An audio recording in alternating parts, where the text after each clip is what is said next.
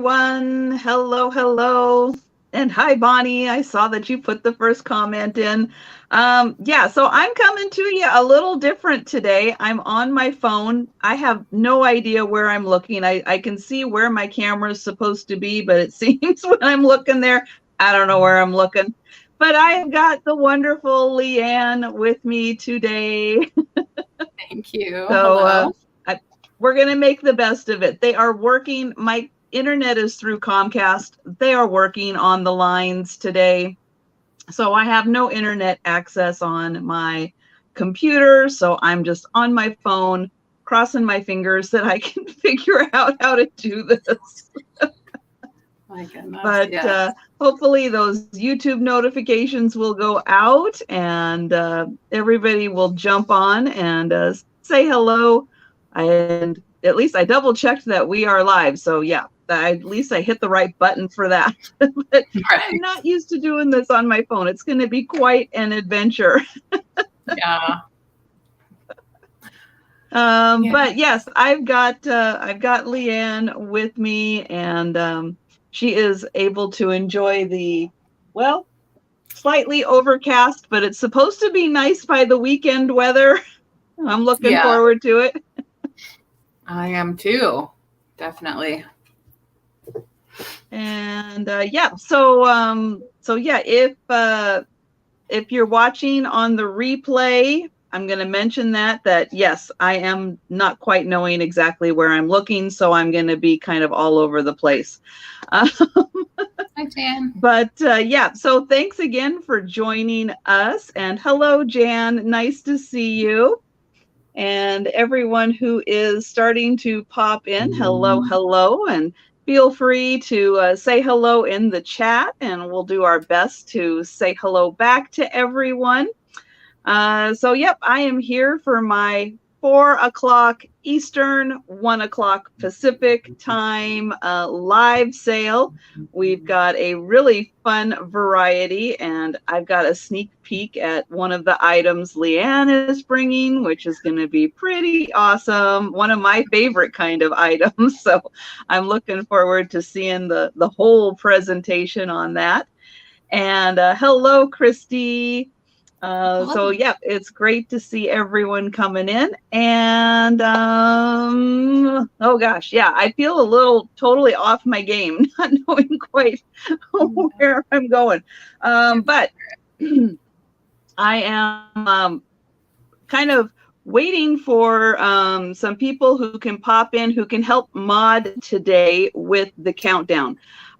Because I'm on my phone and not on my laptop, I'm not even going to try to do some typing or anything on the phone, because I'll probably disconnect the whole thing and block a whole bunch of people or something horrible. So I'm not even going to try. But as soon as I see some familiar names in, hello, Betty Ann, I will definitely get see if someone can help with the modding today. Yeah. And yeah, because we've got a really fun selection of items to show and to sell and talk about and just have a fun afternoon in the chat. We are both in Washington State, both just north of Seattle. So if you're wondering where exactly in Washington we are, yep, just a little bit up I-5 from Seattle. And hello, Carol Lee. Let's see. Yeah, so everything will be done auction style, offer up style, however we want to call it these days, where we will put in a start price. We will let everyone put in offers on items. And then when everyone is kind of at their max and we're left with the high offer, we will count it down. Hello, book. And yeah, I've just started doing that because of the lag. The lag has been so bad. Hello, Steph. Hello, LeAnne. We've got LeAnne and LeAnne. Oh. Gonna be a good day. Yeah, definitely. And yeah, so if we show an item and no one happens to be interested at that time on it, we will pass. We'll save it till the end because, people come, people go throughout the sales. And that'll give people a chance who aren't able to pop in right now, a chance to see some of the items that are still available. And also, if again, you're watching on the replay, hello. And, that gives everybody on the replay a chance to do a speed round and see what's still available. I apparently have phone here because I did not type in my email address. I will see if I can work on that. But otherwise, you guys know my email address, and it is in the description below. And if I need to, I will put it in. But yeah, my connection is wonky right now. They are working on my internet. I'm on my phone. I don't normally do this on my phone. So yeah, bear with me. I think everything's going to be okay today, but I'm all wonky today because of this. I was just going to say, you're not wonky. It's just your internet connection is wonky, but you're doing your best on your phone. That's all we can do right now. And then I keep looking at where I'm looking. There's the camera right there. I know, technology. So different. Yeah. It is, for me, it's easier on my laptop. Bigger area to work with. So I'm just a little more comfortable that way. If you didn't have to pack everything up, I'd say just come on over. It'll just take about, 20 or 30 minutes. Just come over and we'll do it side by side.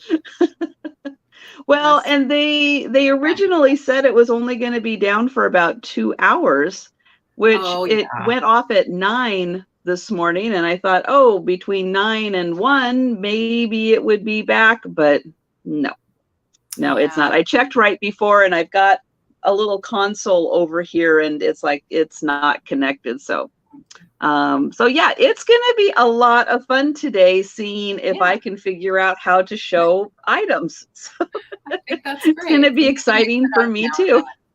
Yeah. But I'm gonna let LeAnne talk a little bit about what she has going on her channels, what things are coming up for her. And if anyone out there, I know that there's a lot of mods out there, if anyone could grab the link to LeAnne's channel and put that in the chat, I would appreciate it. Just give you a chance to double check that you are subscribed, or even if you think you're subscribed, go ahead and click on that link real quick just to double check, because YouTube has been unsubscribing a lot of people recently on a lot of channels. So go ahead, LeAnne. Okay. As Trisha said, I ship from Washington State. I do use Pirate Ship to try to get the best possible rate. All your prices today will not include shipping, so keep that in mind for the shipping costs. And I have a couple heavier items closer to 3 pounds, so I'll bring that up when that comes up and let you know. Let's see. I mostly source from my own family estate, but I do have a couple items that I have picked up out when I am out and about, usually smaller items. But I'm really excited to show you some pieces today that I have not shown before, and a couple pieces I had shown once before over on Jody's channel. So a couple weeks ago. So I'm really excited about the assortment today, and I hope you are too. If you want to take it home, that's great. And if you don't, I love the feedback and I'd love to hear what you think about everything. I really enjoy reading the chat. Let's see. Is there anything else I need to tell you? Upcoming sales? Oh yeah, besides this one? Yeah, and my channel's I'm still working on it. I do a lot of unboxings. I hope to do some DIY or some upcycling type crafting types of shows. But right now I do a lot of working on other people's channels, like Kathy Picasso Cat. She has a great channel that and a regular show on Sunday nights, as well as some other nights. But Sunday nights, I tend to pop in and sub for the other Kathy. So she has this Chatty Kathy show, and she has she's a Kathy, and she has another Kathy, the Kitty Cat. And I've been filling in for her, as well as Sabrina. Simon Says Let's Make a Deal. And this coming week, we're both going to be on with Kathy, Picasso Cat. So that's going to be fun. For the first time, we three will be on. And then we're going to be, Sabrina and I are going to be filling in for Kathy while she's on vacation in July, beginning of July. And she's actually coming up to see us, and be in Washington State as well. So that's going to be fun. What else do I have on my, I think that's all I can think of for now. I'm planning to have another weekly show. I was doing it on Friday afternoons, and that was running into some issues. So I'm probably going to be doing it on Tuesdays. So if you're interested in that, keep an eye on my channel. I'll be announcing when that's going to start, and I'll have guests. So I have people that are wanting to be on my channel. So I'll probably have Trisha at some point too. If she's willing to come on. So yeah, thanks. I'm really happy to be here, Trisha. Thank you so much. It is great having you here. And hello, Lena. Hi, Jen. Hi. And hello, Larry. And oh gosh, Ancestral Beginnings is Mary. Mm-hmm. Hello, Mary. I'm working on it. On it. Yeah. It's like brain bingo, crossword puzzles, that brain stimulation. Hi, Haley. Matching up names and channels. It's a good mental exercise. Yeah. And that's great. Yeah. Trying to find the time that works best in your schedule and kind of what's going on in your life. That always takes a little time to kind of play around with and think about. Yeah. Mm-hmm. And I'm just going to start. Another project. I want to get my, the YouTube calendar updated. So, if there are any resellers out there, I would really appreciate if you could drop me an email or send me, a message on Instagram and let me know what days, what time your sales are. And if you do any with someone else, include that also so I can get another update to the calendar because there's a lot going on. And, I think it would be a good time now during summer to kind of get that updated again. It's kind of like one of those things, probably half of the stuff has probably changed a bit, but a lot of the stuff hasn't. So that is nice. At least it's still a good marker for the majority of things going on out there. And if you're joining me, I am on my phone. I don't normally do this on my phone. So I look a little different. My head is a little different because I've been stressing about this. But I'm going to make the best of it. So just hang in there. Your physical head. I'm like, no, you have the same head. We've always had that head. So I'm going to mention real quick on what I've got coming up. So on Friday at 7 p.m. Eastern, I've got a picture tells a story with Sue Spezio, also known as the Sue Spezio Show. And I'm going to have Erin Proctor with me. And we're going to talk about some fun vintage and antique pictures, and we will sell also. But it's a lot of chatting. It's a lot of fun. It's a great wind down at the end of the week. And then on Saturday during the day, I don't know exactly what the start time is, but keep on checking Antiques from Karen, Jan's channel. Because I'm going to be doing a book sale with her. So keep an eye out on her channel for the start time. I know it's going to be Saturday during the day, and it'll start whenever and go till who knows when. Well, I know it will stop at 10 p.m. Eastern because that's when I'll be going live for my sale on my channel. Wow. So I said, as long as we're done by 10, I'm good. Yeah. I will be having this week Auntie Christy and Paula123 joining me on Saturday night for my sale. So I'm very much looking forward to that. And it's going to be a lot of fun.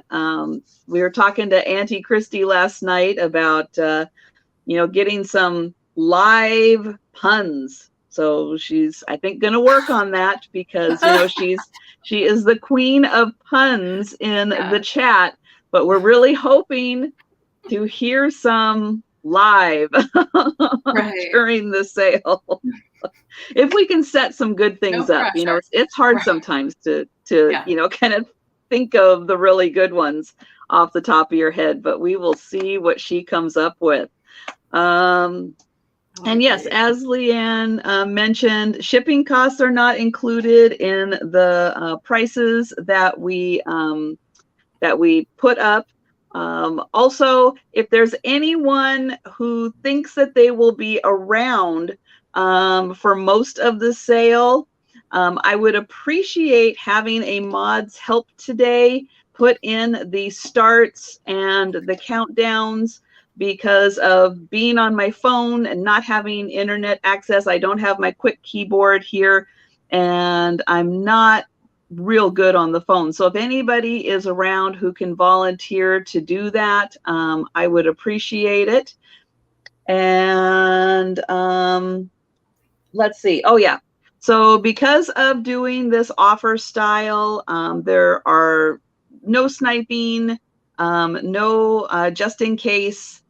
Kind of eliminated all of that by having everyone put in their offers, typing the word out when they've reached their max into the chat, and then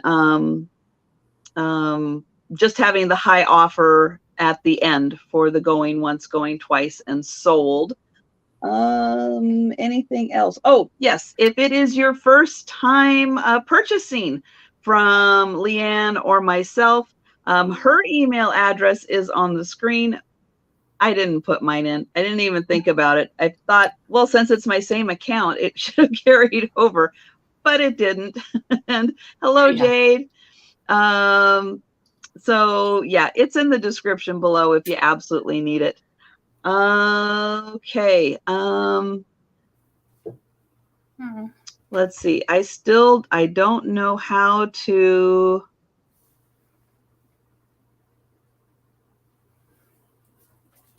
Yeah, I don't know how to type, and I don't have anybody volunteering to mod, so we'll just have to do things verbally.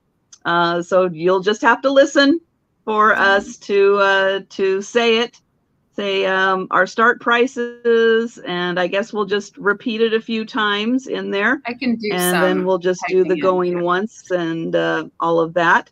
So with that, I am going to change the layout so that I can get, there we go, LeAnne big, and we will go ahead and start our sale. So thank you everyone for joining us. Yes, thanks so much. All right. Well, Steph said she could help. I don't know if you saw that, Trisha, but oh, thanks, Steph. I can also type some things in too and on my phone, but I'm a little slow, just FYI. Okay. Well, I'm super excited to be here. Like I said before, I'm always happy to be with Trisha, but I'm really excited about some of my items today, especially. So we'll get started with a pair of candlesticks. And these are beautiful glass Fostoria American. And I'm starting these at $15 for the pair. There's a little bit of wax residue in there that I was going to clean out, but I forgot. So they have been used. They're in my family.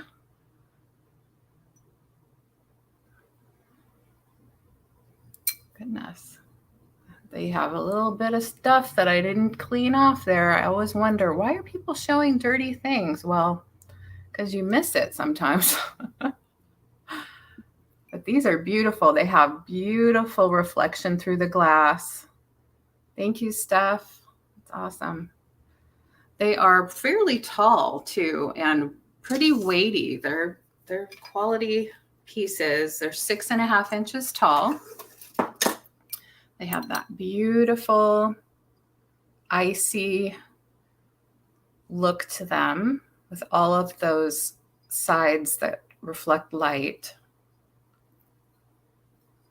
Yeah, Fostoria was not too concerned about how heavy they were making things. Yeah. But these are great, especially if you're worried about candle holders that can fall over. Those aren't going to fall over very easily. Exactly. And they don't have any chips or cracks or blemishes.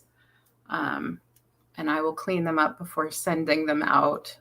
So I always like to send clean things unless I'm worried about, paint loss or something like that. But these I took out of the cupboard at my parents' house. They definitely used them. A lot of things didn't survive intact just from using them over the years. These don't seem to, they don't have any chips or cracks, but they also don't seem, what am I getting at? They're not delicate, so you don't have to worry about using them. Yeah, they do. They do make wonderful risers. Thanks for pointing that out, because they do have these flat tops on them. Mm-hmm. I suppose you could even do something like this too, upside down, if you wanted to have a bigger part on top. But yeah, they definitely have a solid feel and a very smooth finish on them. And your lucite candles will look fantastic in them. That's true. That's true. And I love the clear glass because, year round. But also with these, they don't seem like clear glass just because of how they reflect so much of what's around them. So they don't, does that make sense? They just don't seem like, I don't think of welcome Margallo Pearl from Southwest Washington. Awesome. Thank you. Yeah, that's awesome. Thank you for joining us. And yes, Carol Lee is also here, and she is from Olympia. So we've got a lot of Washington and Book, of course, in the house. Yeah. And if Sarah Lee pops in, she's from Seattle, and yeah. That's right. So remember, yes, all of you Georgia. In Washington, if you buy the heavy stuff from LeAnne, it's going to cost pennies to ship. Yes, in comparison. By comparison, there you go. Relatively speaking. Well, I'll set these aside, and we're going to do one and one today. Since it's a little harder for me. No, actually, I can just do this, can't I? And hello, the booted chick. It's great to see you. Oh yeah, hi, Rita. There we go. Okay, yeah. I've got this kind of figured out. You got it. Yeah. Okay. Okay, so my first item is going to have a $5 start. Oh, wow. I could not resist picking up this beautiful Mexican pottery bowl. It's not very big. It's almost like maybe it was part of a chip and dip or something. It's about that size, but I loved the flower in here. I thought this was gorgeous. So $5 start on this. It's got a lovely little trim, and it's got a sticker on it, but I'm going to show on the bottom, and it does say Mexico. And the sticker here, oh man, this is going to be fun. Are you not going to focus? Well, it does say made in Mexico. It says something in Spanish that I'm not going to be able to read anyway, because, yeah, my Spanish is not very good. This little bowl is about 5 inches across, and it's about 2 inches deep. And it's just a sweet little bowl. I just loved that flower. I thought it would be so cute to put this out just as a little trinket dish, a little catch-all, throw your keys in, but just be greeted by that nice, bright, cheery flower. That's pretty. So $5 for the bowl. And we will go ahead and pass on that for now. I use little dishes like that for soup dishes sometimes, or even under a plant, just to fancy it up a little bit. Mm-hmm. Especially in the summertime, I like to decorate with natural materials. Oh yeah, Cheryl. And I do see Cheryl in there for that. So thank you so much. And we will go ahead and do, I'll just say going once, going twice, and sold. I'll save the trouble on that one. Sounds good. Thank you so much, Steph, for your help. I really appreciate it. And we'll go back to LeAnne. Okay, I'm going to start these at $40 today, and it's a set of 2 wooden plaques with photos on them that are laminated to the wood. The company was called Laminated Art Products of Houston, the company that made them. And I believe these to be late 70s or early 80s. The company was started in 1970. I'll start showing the first one. Company was started in 1974, excuse me, and just recently dissolved in 2021. So they're no longer in business. These are relatively large plaques. There's this one, which is a picture of a solar flare from the sun. And these actually fit really perfectly with bubble wrap inside of a medium flat rate box. So they can be shipped that way for around $15 or so, depending on where you're located. So flat rate shipping, which is generally good for things that are a little heavier. So it's a little over 10.5 inches by 13. And it has a bit of a linen-y kind of texture on it. I don't know if that'll come across.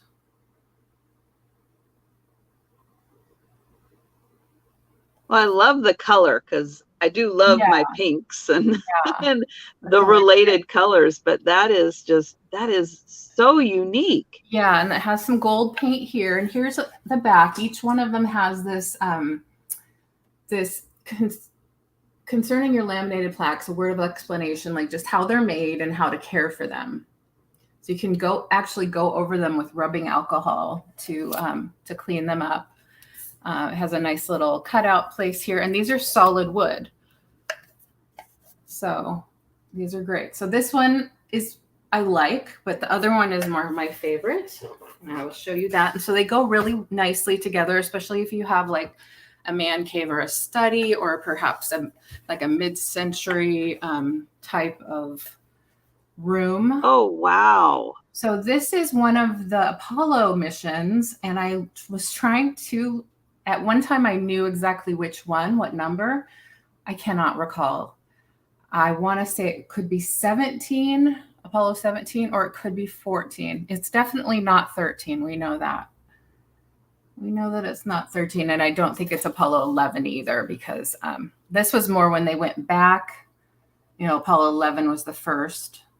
We went back and did some studies on some of the rocks, and I think there's an astronaut there doing some measurements on the lunar surface there. So this picture I have found on the internet, you know, this image, and was able to locate. Oh, thank you, Carolee. I see what. Yeah, the size comparison when you can see the astronaut compared to the rock. Oh my gosh, those are so wonderful. And you see that was a rock that isn't just like a mountain there. It came from somewhere and landed there.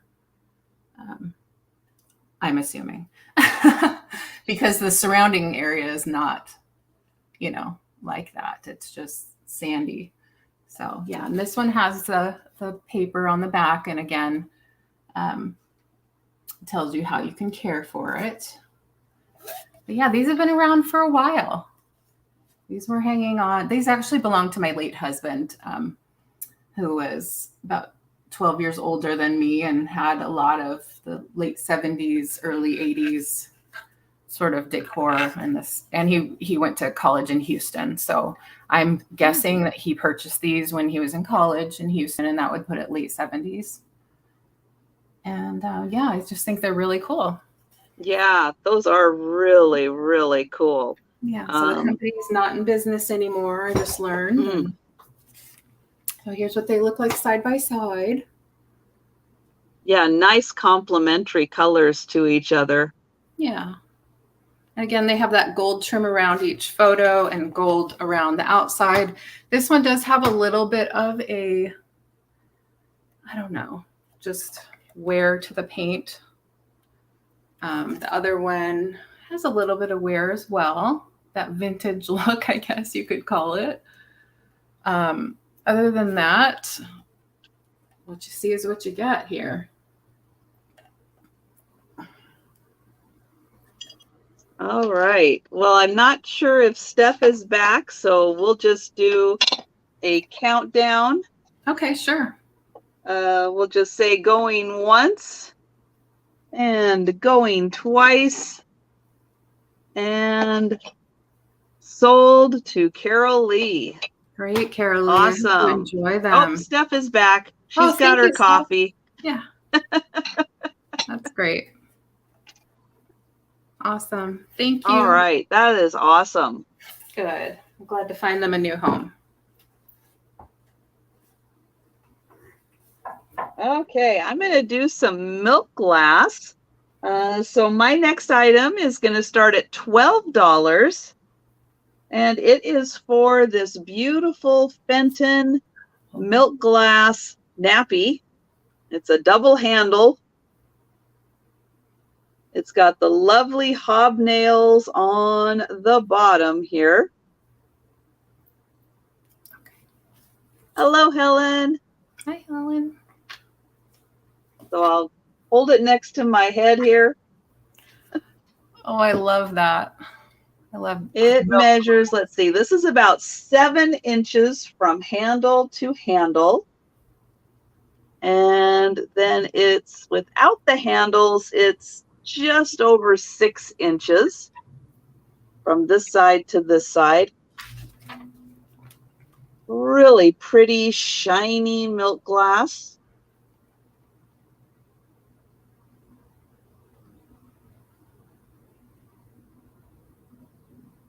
And hello, DM. Hi, DM. I have a thing for milk glass, especially hobnail like that. I just love how shiny and just buttery it looks to me. So nice. And this, yeah, this piece is so pretty with the way that it has the little waves and little flares out at the corners. It is so nice. So $12 for the Fenton milk glass. And what's nice with this center is you could put a little pillar candle in there also. It would be very nice. Oh, I did not. Thank you. I did forget to highlight that, didn't I? There we go. Oh, good. I'll get my brain back on track here. So $12 for the milk glass. It is about 7 by 6 inches.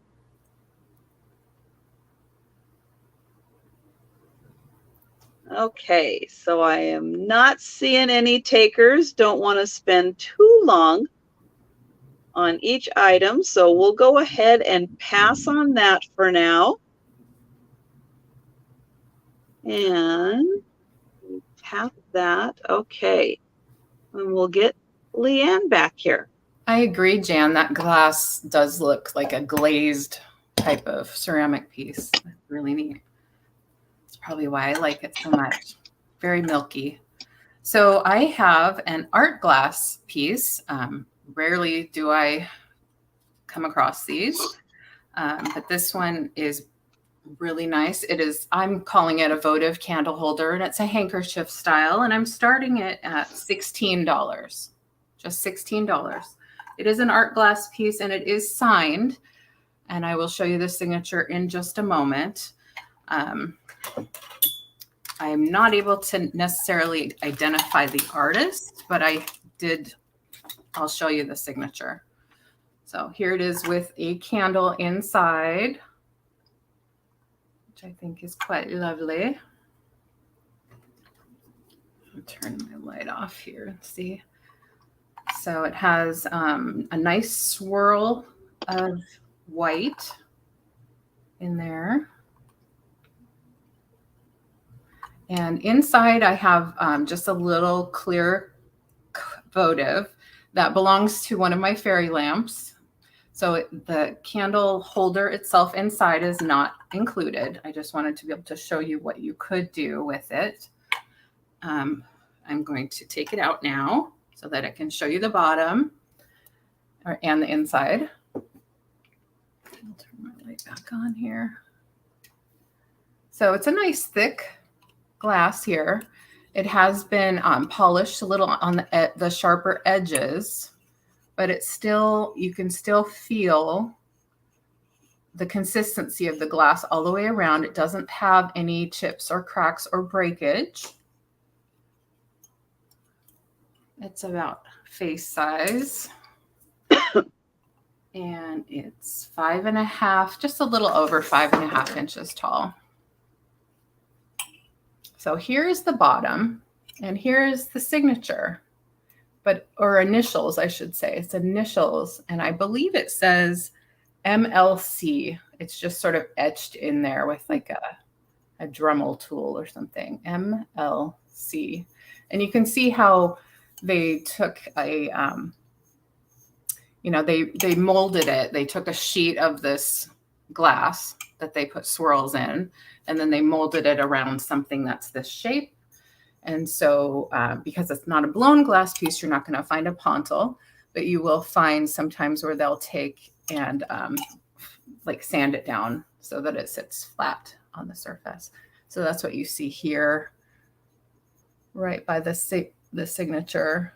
They ground it down and then they put their initials in. So it could have been a studio piece. I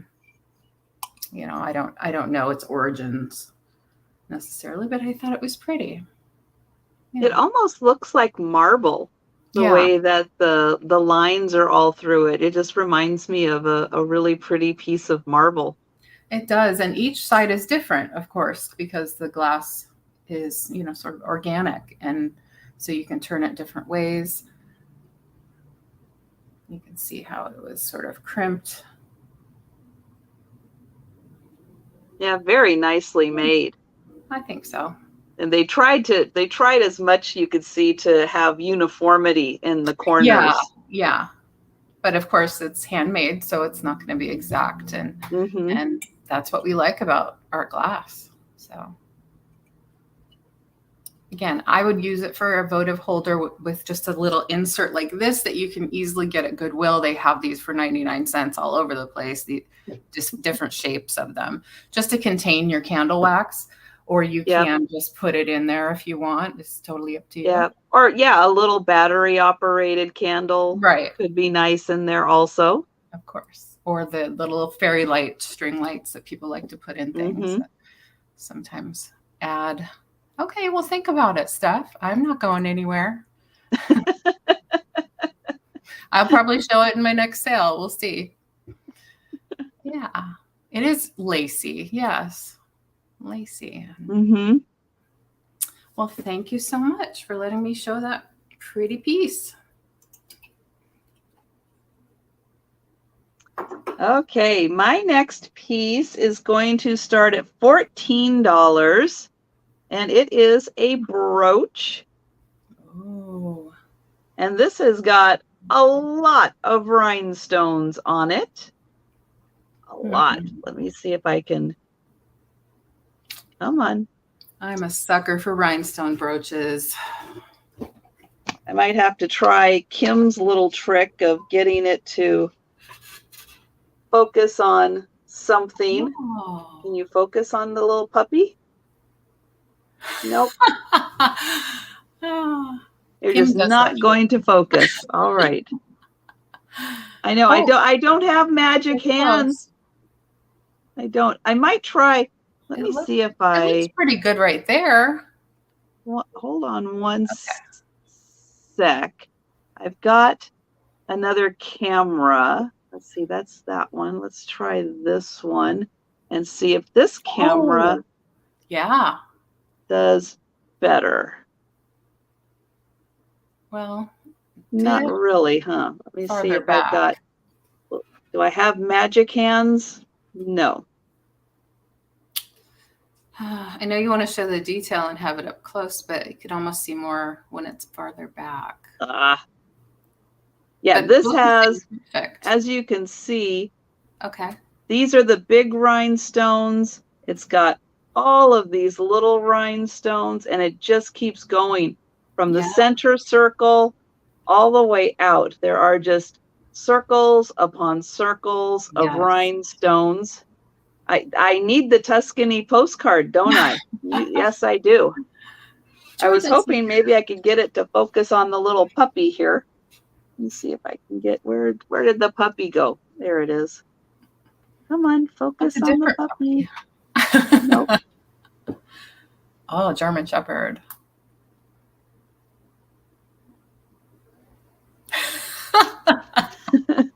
I love Hi, Georgia. I know you don't. Well, anyways, this is a beautiful brooch. It looks great right there. I'll stop breathing and I'll hold it still right there. No, we want you to breathe. Please don't stop breathing. Now it is going to pick up a little bit of, I had a little blue light on my camera there on my phone, so it was going to pick up a little bit of that blue light. So this is a pretty good sized one. That's gorgeous. And Yippee-I-O-A is in. Yay. Thank you. So I'm going to hold it up there, and then I'm going to, let's see, measure that it is about 1 3/4 inches. Oh yeah, that's big. Georgia, the book sale is going to be on Saturday, and it's going to be on Antiques from Karen, Jan's channel. Oh, that'll be great. So, so keep watching Jan's channel for the announcement, and it will be sometime on Saturday. So yeah, this is just, it is so beautiful. All of the just circles upon circles upon circles of rhinestones. And these big ones you can see next to my fingernail, those are pretty good sized. Those are really nice. So here is the back. Oops. There's the back.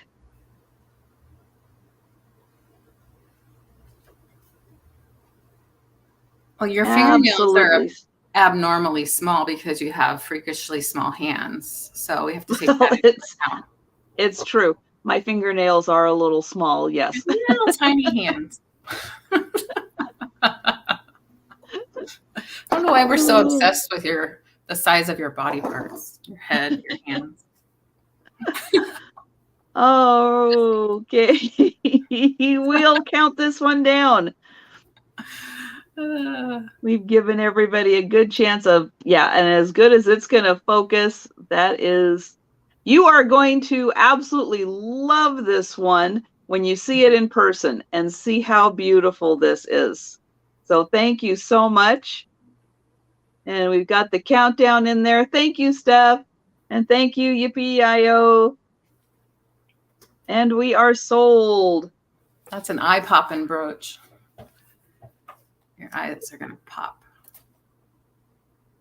There and there. Back to Leanne. Yay. Well, I don't think I've ever had a sugar and creamer set before. Hi, Kelly. And I think Georgia came in there for a while. Hi, Georgia. Christy S. Hi. So sugar and creamer. This one's kind of special, I think. It's a Blue Danube set, and I'm going to start at $20. It's really pretty. I don't really get much into sugar and creamers, but when I found this at my parents' house, I was all over it. So here it is. Super cute. Super Ooh, pretty. pretty. Yeah, it has very ornate handles and a beautiful blue pattern in the glaze. And then they're a nice size. They're not teeny tiny, but they're not super big either. They're, I'd say, for my fist, it's about that size. This, of course, is a lidded sugar, and it doesn't have any damage, no chips or cracks in it. It does have a little bit of some kind of, well, I think that's a normal wear there.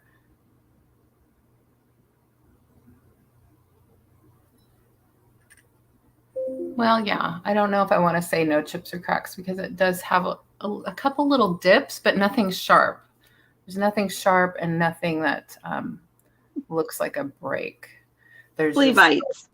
Yeah, it might be flea bites, or it might just be it was dented in there during manufacturing. It's really, when I look at it, I don't. If it's under the glaze, it very well could have just been an imperfection. Exactly. And there's no chips or cracks on here. I've run my fingers across it. This is just sort of like super fancy handles also. It is fancy, yes. And I'll show you the bottom, of course. Blue Danube. Ooh. I think it says 1957. Don't know what the other words say. Shrine? No. Schreier Import Company, Inc. I looked up other Blue Danubes and was able to find the name out there, and I've definitely heard of Blue Danube.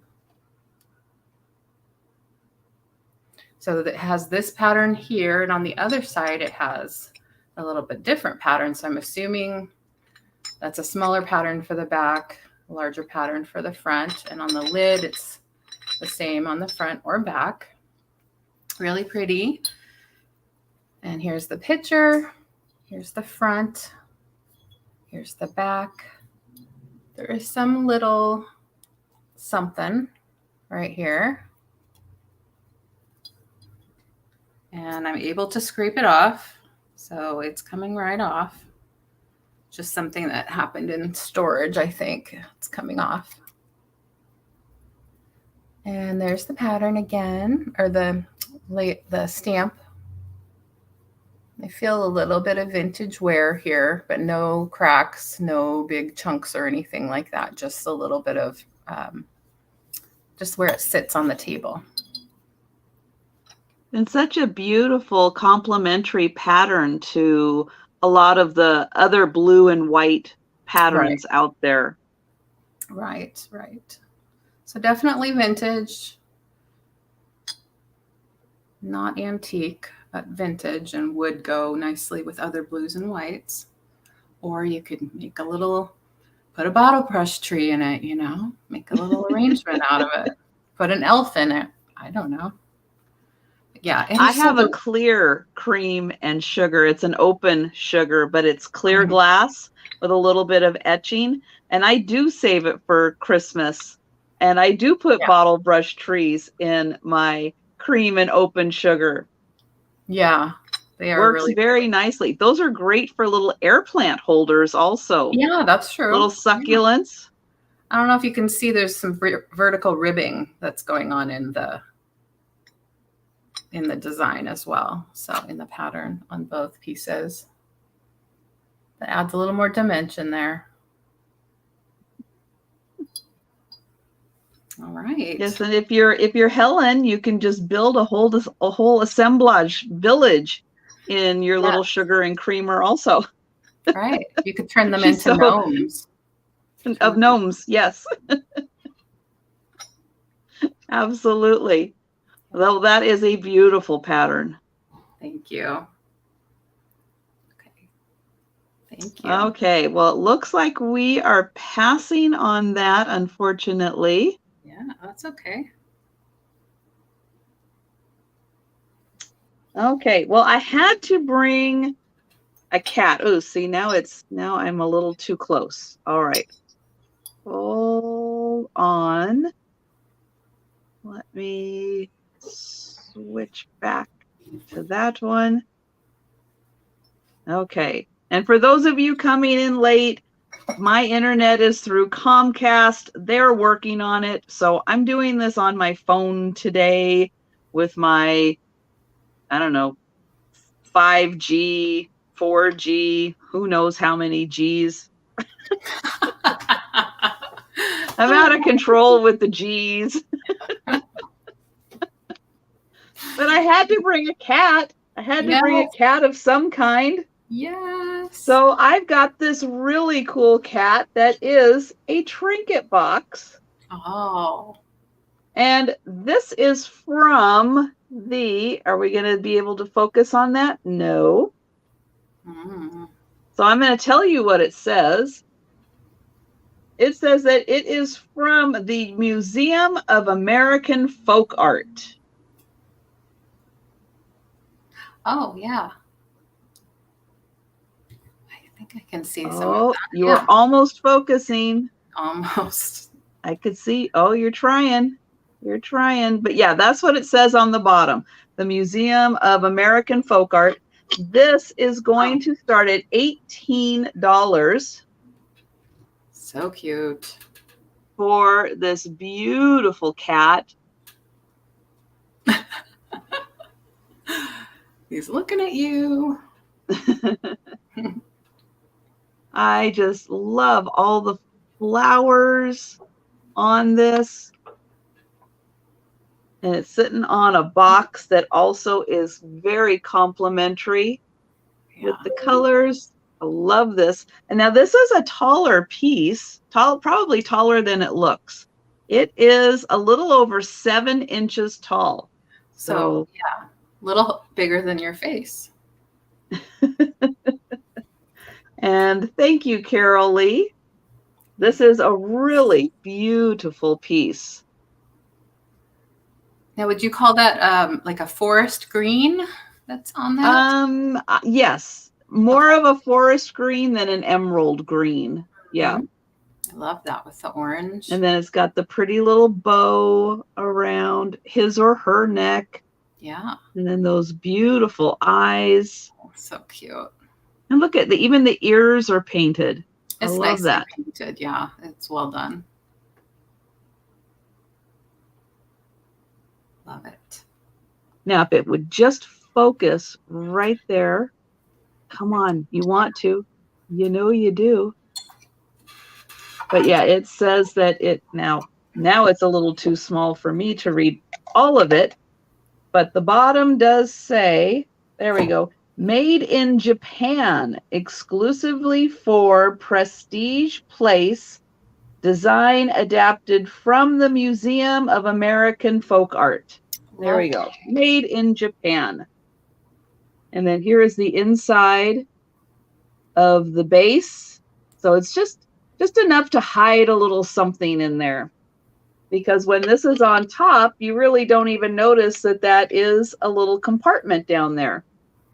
Now, Trisha, could you hide your catnip in that? You could, but I don't know how long that lid would stay on there. Yeah, it's not airtight, so yeah.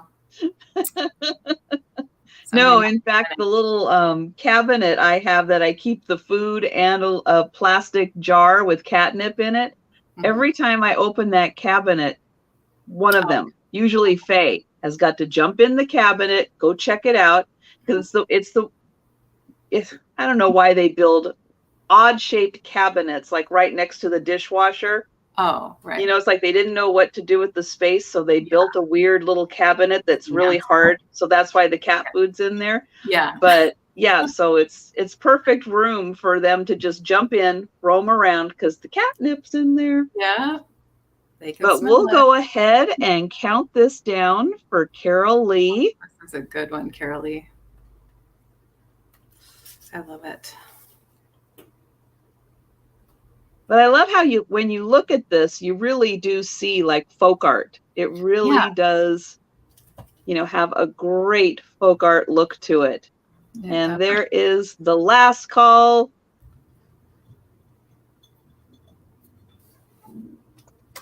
And Thank you, Steph. Thank you, Carol Lee, so much.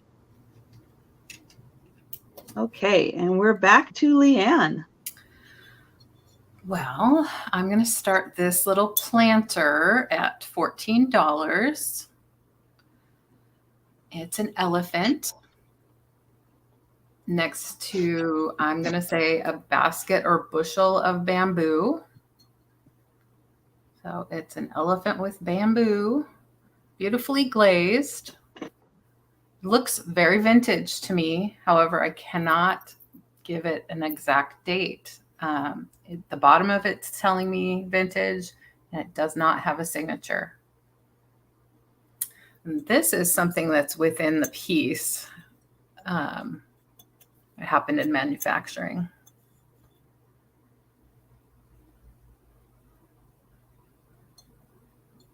And it's on the bottom, so who's gonna snoop around that much? It's not even a thing, really. Yeah, look at his cute little tail. Cute little tail. I thought this would be great for someone who collects elephants or knows about the trunk up for good luck. Mm-hmm. Yeah, so it'd be great for like maybe a little bamboo plant coming out of here. You could also use it on your desk for pens and pencils, that kind of thing. It is super cute, and it's got nice little details in it, and it's nicely painted, I think, with the sort of overall color, but then it has, you know, just enough detail. It has the eye painted there and a little bit of the, what I presume is some sort of. He looks like he's smiling. I know, he's really sweet looking. He does, especially from that angle. Yeah, he's sweet. He's a very happy elephant with that big smile. Yeah. Oh, really? Ah. I've seen that book. Oh, I'll have to check that out. I usually do watch Two Old Guys on Thursdays with Beth. I really enjoy seeing what they have to offer. They've been collecting for a lot of years, Michael and Mark. Well, I see you, Georgia, at 14. Thank you so much. I'm happy to count it down whenever we're ready. I don't even know how many people we have watching. 52. Wow. Well, if you want to get in. And thank you guys so much for joining us today. Definitely. I appreciate it. Yeah, that's great to have lots of friends coming by. Well, I didn't even give you measurements. I'm so sorry about that.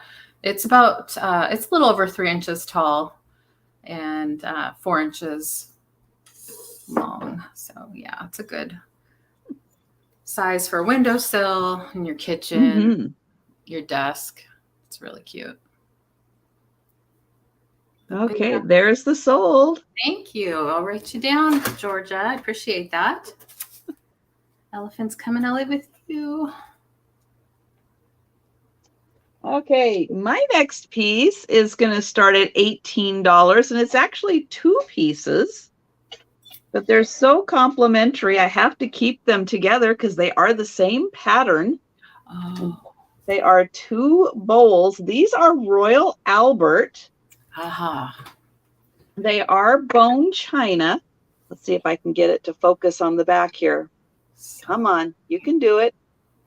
Royal Albert, bone china, made in England. You're not going to focus on that. It is the Tea Rose pattern. Oh, like TEA rose. TEA, yes. Yeah. Nice. Oh, come on. You know you want to focus. That's gorgeous. And, yep, so you'll get both bowls. Here's the smaller one. Lovely with the 2 handles on it. Mm-hmm. And the yellow roses on the inside are spectacular. Yeah. I mean, the detailing on them, the color variations, oh, they are so pretty. Mm-hmm. And then it's got the single rose there. This one measures 6 by 4. and it is about 1.5 inches deep. Wow. It is 6 inches by 4 inches. And Royal Albert it's a fantastic maker. Mm-hmm. They do like whole sets of china, tea sets, all these little complimentary trinket dishes that go with it. Look at this beautiful handle. I'm going to move it around so you can see the swirl and shape of this handle. That is so great. I just love, yes, the roses are beautiful. I love that handle. And then the shape of this, so nice, like a big leaf with the gold trim that matches the other piece. And then beautiful yellow roses in here. This one measures 7.5 by 7, and it's about 1.5 inches deep.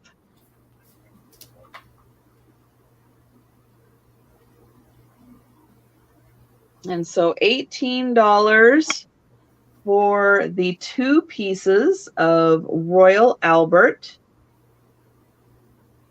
Very pretty. I don't know if I've seen that particular pattern. I used to collect the old country roses that have the pink, yep, red, and yellow, and I still have them stored away. I collected all the pieces, I think.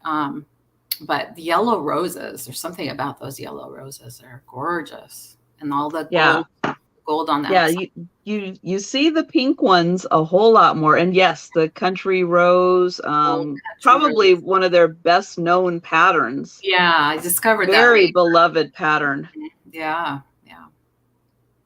Okay, so I don't see any takers for the Royal Albert, so we will pass on that for right now.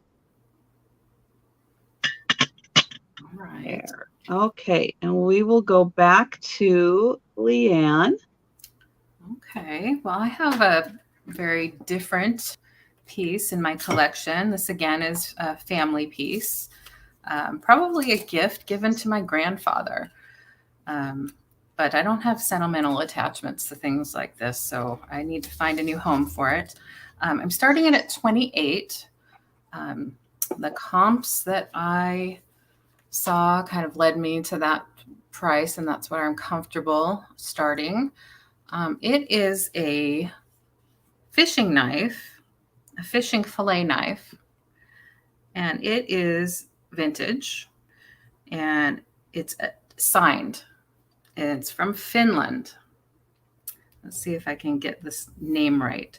It's J. Martini, and that Martini is spelled with 2 T's and 2 I's, and then N-I. So MARTTIINI, if you want to look it up. I was able to find a few of them. This particular one does not look like it's been used much, if at all. It might have been used once and I know this because of just how this looks. It doesn't look like it had gotten wet much. It's just been stored away. You see the markings there. It's made, I think that says Rapala, R-A-P-A-L-A. And then here it's signed J. Martini, Finland. So they were a maker of these fillet knives.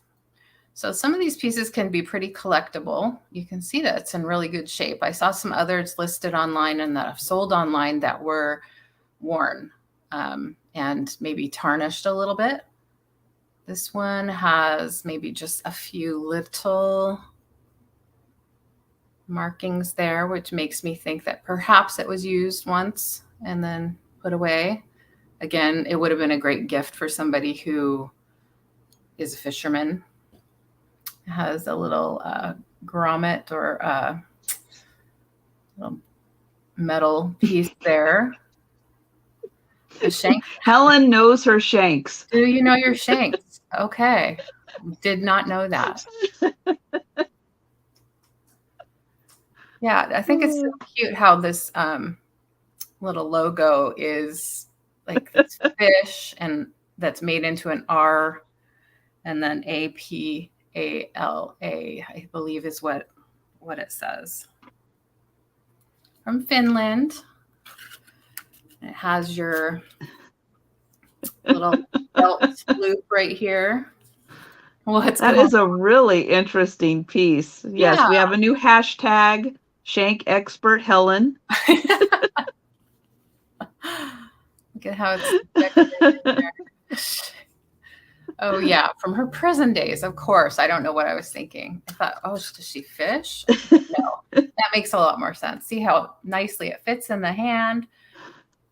So, yeah, yeah, you can see how well made that is. That is a beautiful piece. Right. They're a maker of nice cutlery, let's call it. Yep. And it's never too early to start thinking about Christmas shopping for, the outdoorsman, the sportsman, someone who would really, appreciate something like that to add to a collection. Here it's stamped made in Finland, and you can see the hand stitching on the, it very much looks hand done. The stitching, you can see how it's a bit irregular. Could have been a machine that maybe moved a couple. Yes, or you can keep it by your front door, under your pillow. You could use it as a letter opener if you still get letters. But yeah, I didn't give measurements, but yeah, it's about 8 inches. Yeah, a little over that if you count the little part here. Yeah, such a beautiful case. Thanks. I see LeAnne at 28. Thanks. Yeah, if you look it up, you'll find some more information about it. But when I looked it up, when I brought it out of the house, it's been a couple weeks since I looked it up, but I wrote down that information. Yeah, just not something you're going to be able to go down to Walmart and pick up. Exactly. That's for sure. Exactly. It's something you can buy on eBay or Etsy, but this is a good condition and you know where it came from. So maybe that's helpful. All right. Well, let's go ahead and count that down for LeAnne. That's going to be a great purchase, LeAnne. From one LeAnne to another. Depends on what state your Walmart is in. Well, good point. I know, but yeah, to find a classic, well-made piece like that. Yeah, and vintage. Yeah, it could be 50 years old. I'm not really sure. Exactly. It could be more than that. And there is the sold. Thank you so much. I'll put you down for that. Not sure have your info, but I'm sure you'll get it to me. No worries. Okay. So if you guys have been to my sales before, you know that there is a local Washington artist up from Bellingham, Washington. And I do love picking up her stuff. This one happens to be one of her pieces. Her name is Jody Bergsma. This was done in 2002. I do believe that this was done, as a piece for 9/11. But, with 4th of July coming up, I thought that this would be an absolutely beautiful piece to add to a display. Down at the bottom here, it says, "Together we stand, united we fly, united we soar." There we go. I can read. And then there's a signature that says Jody Bergsma and a date 2002. This is going to start at $20. Sorry, start at $20 for this framed piece of art. That's great. And it has 4 eagles in here.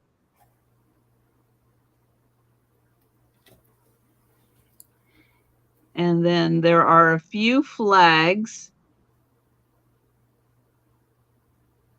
I loved the eagles. Thought that this was a beautiful piece. Now the frame measures, let's see, 11 by, well, about 10 by 14, a little over 10 by 14. And then the print itself is, let's see, that's going to be close to, I think it's like 6 by 4. But it is absolutely gorgeous. Yeah, I see DM's interested too. Yeah, I love that. I'll show that again color for everyone. The color of the frame, the wood, is beautiful. Yeah, and it's nice because this is white, this is red, this is a blue matte, and it's in a really nice brown frame. Really deep colors, yeah. Love that.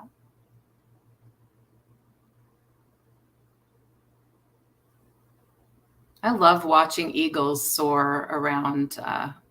We have a golf course not far, and they just soar in circles, round and around. It's beautiful. Yeah, they are very impressive and can move very fast. Yeah. Very, very fast. And thank you so much, DM. I'm so glad you liked this piece. I found it to be just absolutely stunning, and very nice for either 4th of July. Nice to have just out year round. Also, it's such a beautiful piece. And we can go ahead and count this one down. Yeah, it is a really pretty frame also. It just has a nice simple design. Doesn't take away from the, the overall print, just kind of is a nice complement to it. Yeah. And there's the last call and the sold. And thank you so much, DM. That's a good one. I've come to really like that artist that Jody Bergsma. Yeah. She's, I like that. She does a lot of whimsical things, but when she does like the eagles. I have an orca print from her also, and it's the detail that she puts in things is really special. Yeah, I agree, definitely. Well, I have a nice little glass piece here, and this is going to start at $18. It is a beautiful glass pear.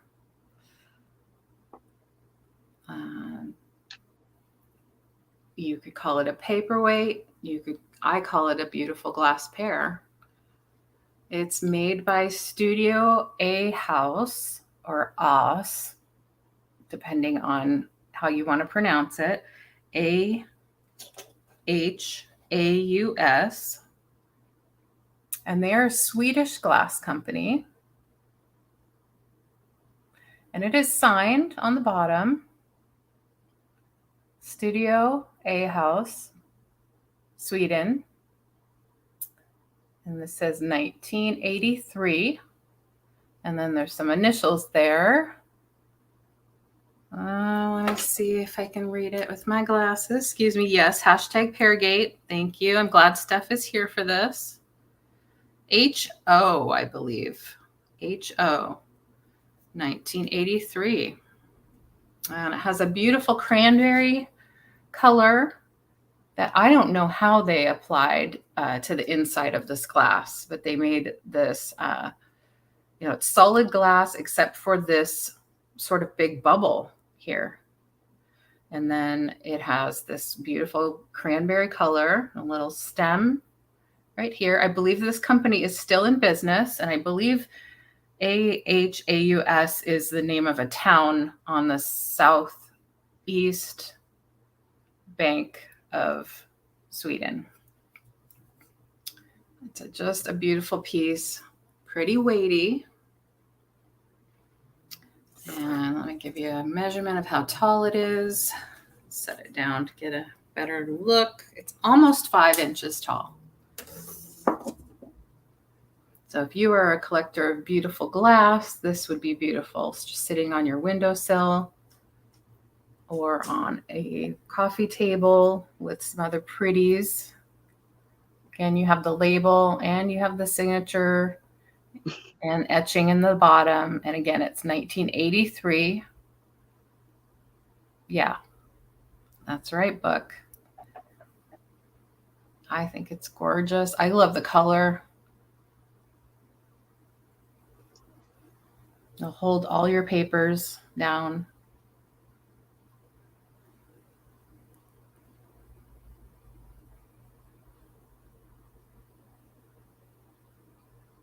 Yeah, that would be beautiful in a windowsill. Mm-hmm. And it feels like Love that. Quality glass too. There's a few Swedish glass companies out there. This one makes cute little things like this usually. Oh, book says Trisha, Georgia asked a question above. Yep. Oh, I saw the question. I went and ran, and I found the Orca print, and yep, I will be bringing that up. I had to make sure I could find it first. Yeah. Awesome. Well, I'm happy to keep looking at this a little bit longer. I'll set it aside and we'll move on. Thank you. Okay, so oops, we will pass on that for right now. And then, yes, I'll do the Orca print now. So this is called In the Company of Thunderbirds and Orcas. And this is by Jody Bergsma. I'll do an $18 start on this one also. And I didn't notice if there was a date on here, but I will double check and see if there is a date. But you can see we've got the orca swimming, and then we've got the canoe, and then I think the Thunderbirds. Would that be a Thunderbird? No, that looks like an orca. There might be the Thunderbirds right in there. Mm-hmm. But yeah, it is beautiful. I'll get in close here so you can see the two orcas in the waves. That's beautiful. Georgia's interested at 18. Yeah, gorgeous. Yeah, there we go. And I'll get measurements on here also. So that the frame is 8 by 10. And then the art is about 4 by 6. I don't see a date on here, but it does give information about the artist on the back. So you do also get the additional information. And she is out of Bellingham, Washington. And I love the water. Such nice color details in there. Just a beautiful piece of art, even with the water splashing up. Yeah. So neat. Orcas are beautiful, beautiful creatures. And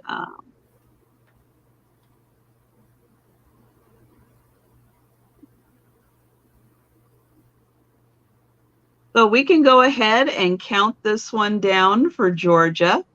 Okay. And it's in a really nice silver tone frame.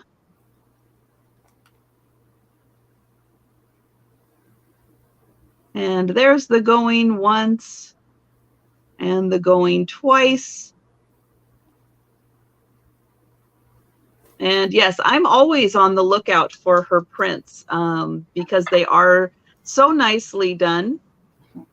And yeah, she does a lot of different subject matters. I like the fun, whimsical ones that she does with, you know, the animals and the kids and all that good stuff. But yeah, the ones she does with animals are just really kind of a step above, I think. Yeah. And thank you so much, Georgia. And we'll go back to LeAnne. Okay. Well, I was going to save this for later, but since you just showed a canoe and some Native American themed pieces, I thought I'd show this piece that I found. And I wanted to start this at 25. This is also a canoe, but I believe it's meant to be a dish that you, I don't know, you could put anything, just look at it. You could put something in it. You could put rocks, polished rocks, something like that in it. Not exactly sure of its use or its purpose, but it's beautiful. I believe, and it's hard to tell, I believe it's meant to look like wood, or it is wood. I'm not exactly sure. I would like to know more about a piece that I'm showing, but I really liked this piece and I really wanted to show it to you. It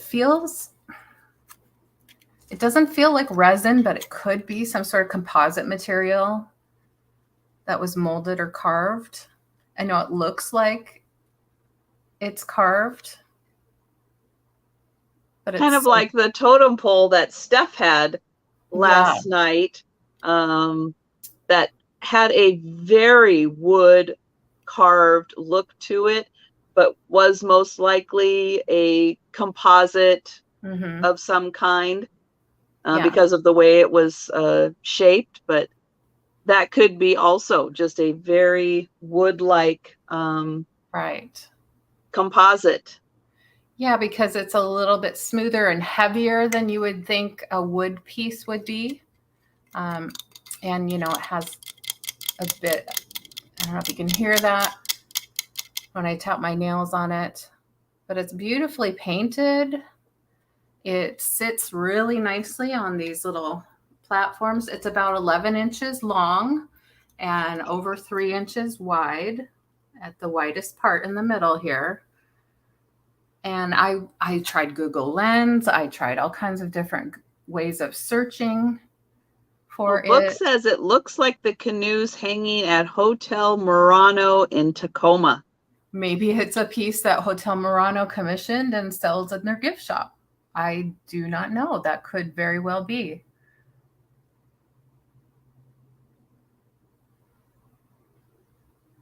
But again, that detail is great. It doesn't appear to have really any wear on it, with the exception of maybe a couple little spots there. I don't even know if it's wear or just sort of some transferred color from something else.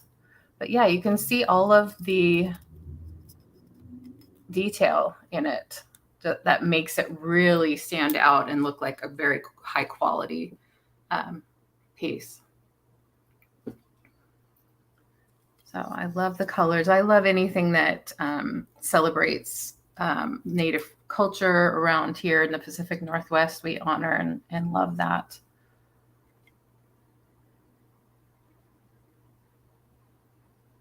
It's beautiful pieces of art that they've made over the years, and we cherish and enjoy. Well, and sometimes the carving of what it is kind of jumps out at you and you go, oh, that's whatever. And that I can't quite tell what it is, but he's got a really full mouth grin on him. Yeah. He's showing off those teeth. I know, I almost want to say alligator, but then I see and that wouldn't be around here. You know, we don't have alligators here, so that doesn't make any sense. And then this almost looks like a beak here, but yeah, it's just hard to tell. I just love it. And you know what? Want to know what I use it for?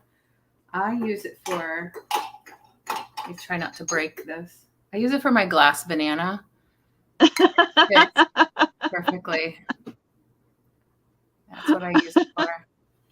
My glass banana, which is pretty life size, actually, if you were wondering. So you could keep your glass banana in it. The glass banana is not included. Well, it's good to know. It can be a glass banana holder. Yeah. Thank you so much for looking at it, indulging me. I will keep researching it, and I'll get back to you if I find out any more. Thank you. Yeah, sometimes, yeah, it's hard to find these pieces, and so yeah, you do kind of end up, trying to do a little more research to identify things a little better. Yeah. All right, my next piece is a whole bunch of pieces. It is part of a little tea set. It is going to start at $20. And if anybody likes bears or bees, Oh boy. I think this is going to be right up your alley. Oh, those are great. Look how cute they are. So this is one of those like master plates that all the little pieces sit on. And look at that. A little bear bumblebee. So sweet. And the roses are a little raised on here. And this is by Popular Imports, 1997. And so what I have are 2 plates, 2 cups, and I think what are supposed to be the sugar, the creamer, and the teapot, but they're very creative with them. So that is the whole set there. Hello, Thomas. And that's the idea. So there is the master plate. Here are the 2 little plates. So they have little roses on them also. Beautiful. Then the 2 cups, I guess, look like little beehives. Yes. And then there is the inside, but if it would focus on that, not on me, you can see it has like the little slats, like a little beehive does. Right. And then, let's see, this one. Okay. So the little heads come off. Oh, yeah. Hi, Rosie. Hi, Rosie. So there is the little rose, the little bear bum, and then the little head comes off because I think that somehow that one might be like the little creamer or something. I'm not 100% sure. But there is that, and then the little head comes off. Then there's this one, and nothing comes off. So I think that this one is the sugar, we'll call it. Look at how cute he is, and he's in the rose. That's so cute. He's actually in the rose. He's got his little wings. And then there is the teapot. So we've got the little bear, and he is riding a snail. Oh my goodness. That is so cute. And he's got his little wings, and then his head comes off also. So you get all of these pieces. So again, that is supposed to be like the little teapot. This look on the snail's face is so funny when you do that. I know. I think that's like supposed to be like the little spout for the teapot. It looks like he's going, oh no, there's a bee bear riding me. So there's the teapot, the creamer, the sugar. That's so cute. The 2 cups, 2 plates, and then the master plate that they all sit on. So nice. Okay, so that was $20 for all of those pieces. Okay, and so we'll pass on that. Okay, back to LeAnne. Okay. This one is $14 start, and this is a beautiful decorative tile. Again, we're going back to the whales, but these are humpback whales, I believe. And this tile has a beautiful texture, and I'm going to try to show on camera here. So you can see the difference in texture where the sun is coming through the water down. That's what it's supposed to be looking like there, and it's nice and shiny. This is done by James N. O'Neill, O''Neill, Hawaii, 1982. A little copyright symbol. So it's just a ceramic tile. It has a cork backing, and it has a little hanger there. So I think it would be beautiful in on a decorative wall with lots of different other items that might be related to whales or water. Might be beautiful in a bathroom. It even has little freckles like the humpback whales have. So lots of nice detail in this piece. Oh, I see you, Georgia. Thank you. 14. It's very nice and tranquil. Yeah. It's very calming to look at. I'm glad you said that, because when I first got it, I thought the same thing, and I was tempted to hold on to it too. But I can't keep it all. So yeah, I really thought it was the really nice piece. So the measurements, 6 inches square. 6 inches. My face isn't square, but it's about the same size. I know, it's so silly. And there's no damage, no chips or cracks or anything going on with it. I did dust it off. Seems like everything in the house was a little bit dusty.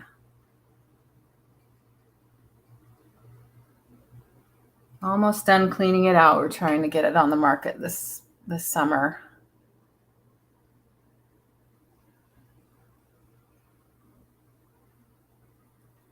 I think it's not far from where Georgia lives, where the house is that I'm cleaning out from my parents.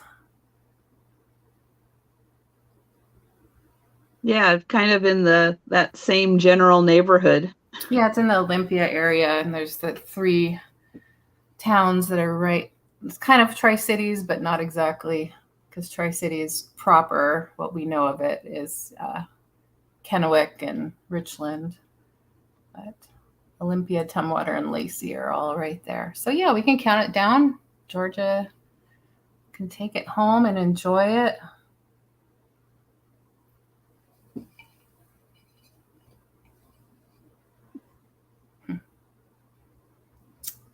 Murano and Tacoma. Oh, I've gone to the glass museum in Tacoma. It is amazing, and I want to revisit it now that I've been around and learning about glass from a lot of you folks. I want to go back and visit it. Oh, Shelton's lovely. Yeah. My parents had friends out in Shelton, so they would go out there quite often. Okay, and there is the sold. Thanks, Steph. Thank you so much, Georgia. Thank you, Steph. We appreciate your help so much.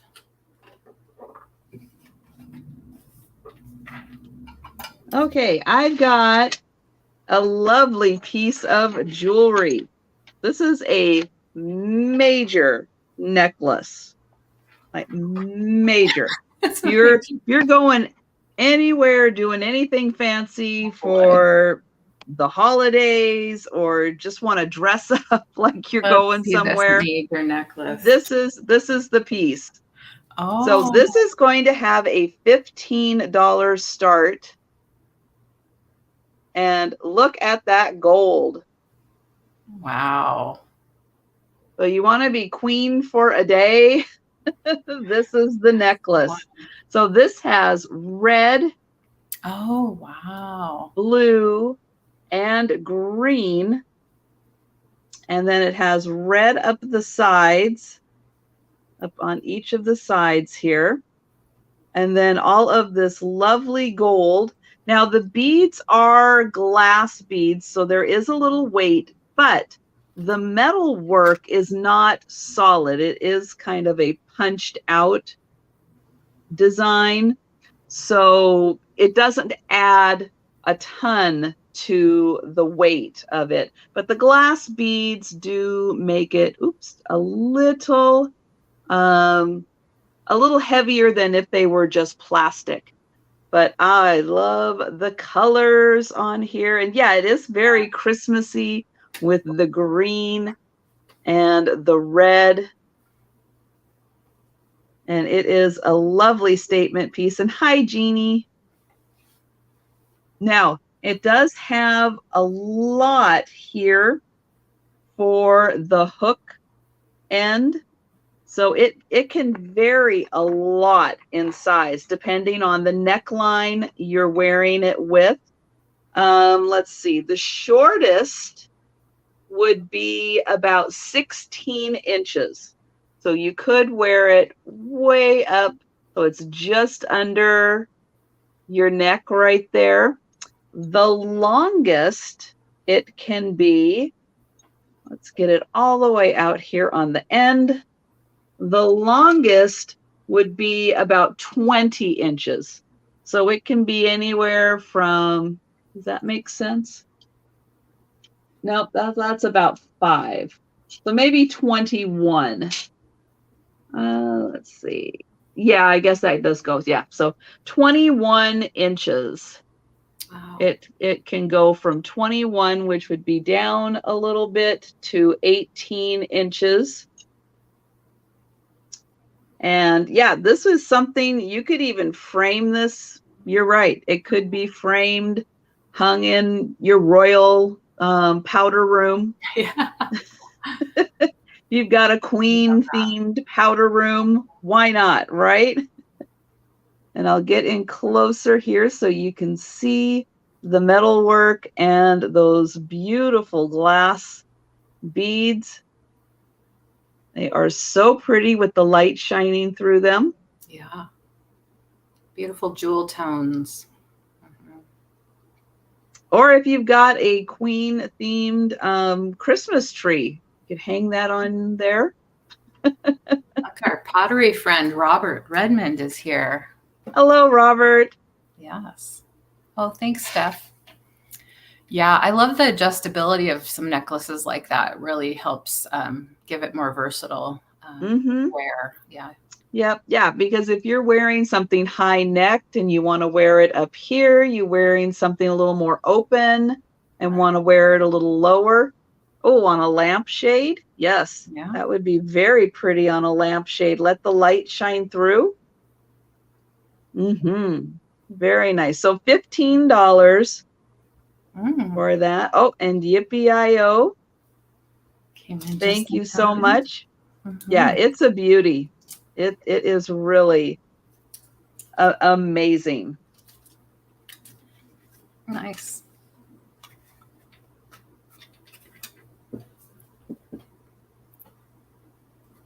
And we can go ahead and count that one down. I think everybody's had a good look at this. But I like these pieces, thinking outside the box. Yeah. Yes, necklaces are fun to wear, but they are fun to display also. So finding ways to display them when you're not wearing them, instead of just having them sit in a jewelry box Yeah, somewhere. It's like, yeah, absolutely. put it on a lampshade, frame it, have a Yeah, lot of fun with it, then take it out and wear it and enjoy it. yeah, And thank you, BIO. that's nice. That is a major necklace. When you first said major necklace, I immediately thought of that movie, A Christmas Story, where he has a major award.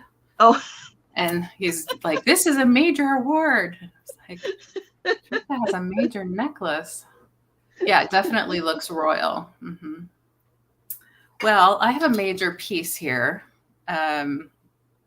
It's a little bit bigger than I normally have, but I want to get this into hands of people to really enjoy it. It's a little bit more of, I guess, primitive style piece. And it's a glazed crock, and I'm going to be starting it at $48. It's a pretty large piece. My mom collected different crocks. This is the only one of this shape with this sort of handle. I don't know if this would have been for pickling. It has a bit of a mid-century look if you ask me, but I don't know much, about this kind of thing. I mean, mid-century in the colors and the shape of the handle. But I don't know much about Crocs. It has the little kiln marks on the bottom. No signature. Nothing that would tell me who made it. It does have a little manufacturing boober right there. So, like maybe a little bubble in the glaze. It could have been. It could have been like a nick that happened before it was fired. But yeah, there's that. That was always facing the back in the house. And it does have this. It does have a chip. When that was done, I do not know. Sometimes my mom picked up pieces for decorating that might have had something like that, where maybe you couldn't use it anymore for its original function, which might have been pickling. Might have been for pickling something. And then so she would use it for decorating. I know it does bring the value of the piece down. However, I think this particular piece still does have some value. It's a nice thick piece. Nice, beautiful glaze. You can see all of the variants in the color there, coloration. Yeah, that's really nice. Yeah. All the different colors and it really brings a texture to it, even though it's smooth. It has a lot of depth to it. Exactly.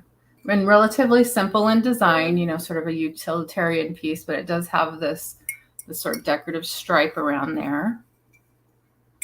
I wish that I knew who made it. It's a little just bit hard when you don't have a signature on it, and I'm not somebody that deals in these types of pieces. It's about 7 inches tall, and from the handle to the widest part, from like here to here, is about 7 inches as well. And it's very heavy. It's a crock made out of some kind of clay or, yeah, hand thrown. Thanks, Lenny. That's good information to say. It does look hand thrown, and that's probably why that stripe is there.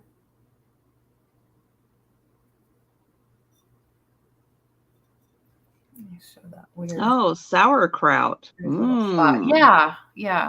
I was thinking of sauerkraut. You could make that. And, you still could.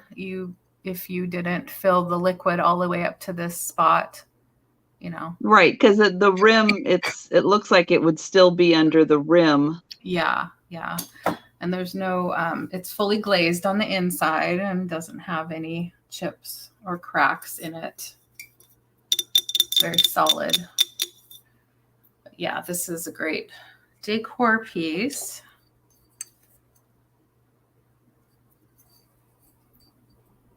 I wish it didn't have that little boober on it, but what's nice is that for decorating, you don't see it because it's on the bottom of the rim. You don't see the chip. So thank you for letting me show it and giving me your thoughts on it. I appreciate it. All right, so we will pass on that for now, but that was lovely.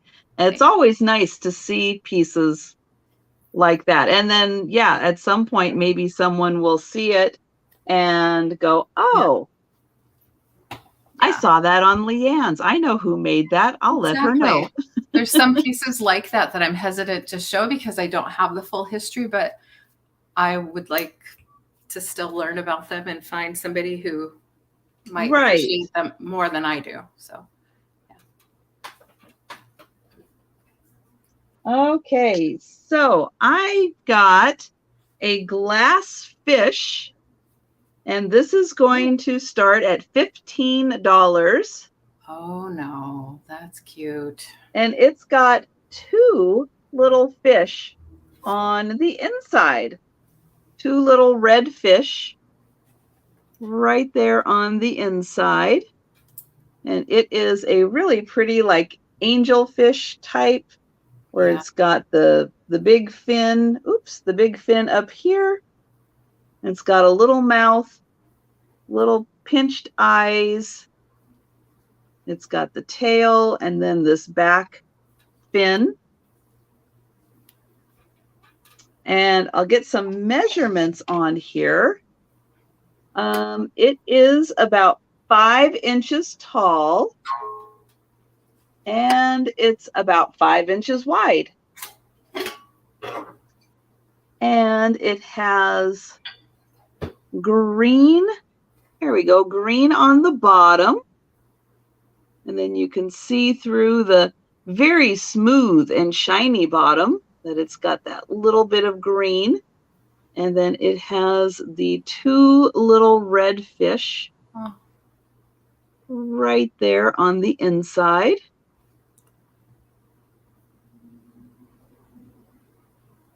There's another shot of them.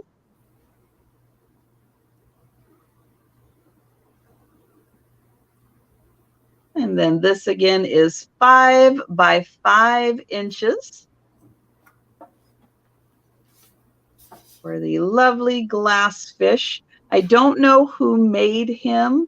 I did not see a signature on the bottom. I am going to take out my magnifier and just double check. But nope, no signature hidden on the bottom. So just a cute, fish in fish. Yeah.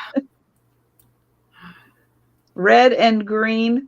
I don't know. Maybe I'll save him for Christmas in July. Yeah. And bring him back then if nobody is interested in him, since he will have the Christmas colors. I love that there's 2 fish. At first I thought it was just one until you turned it, and that makes it even more difficult, I would think, to get it in there side by side. Yeah, most of the time when I do see a fish on the inside, it is just the one. Yeah. Because I can imagine this is hard to do. Yeah, I would think so. To get him just right in there. But there are 2. That's neat. Okay, so we will go ahead and pass on the fish right now. There. And there we go. Back to LeAnne.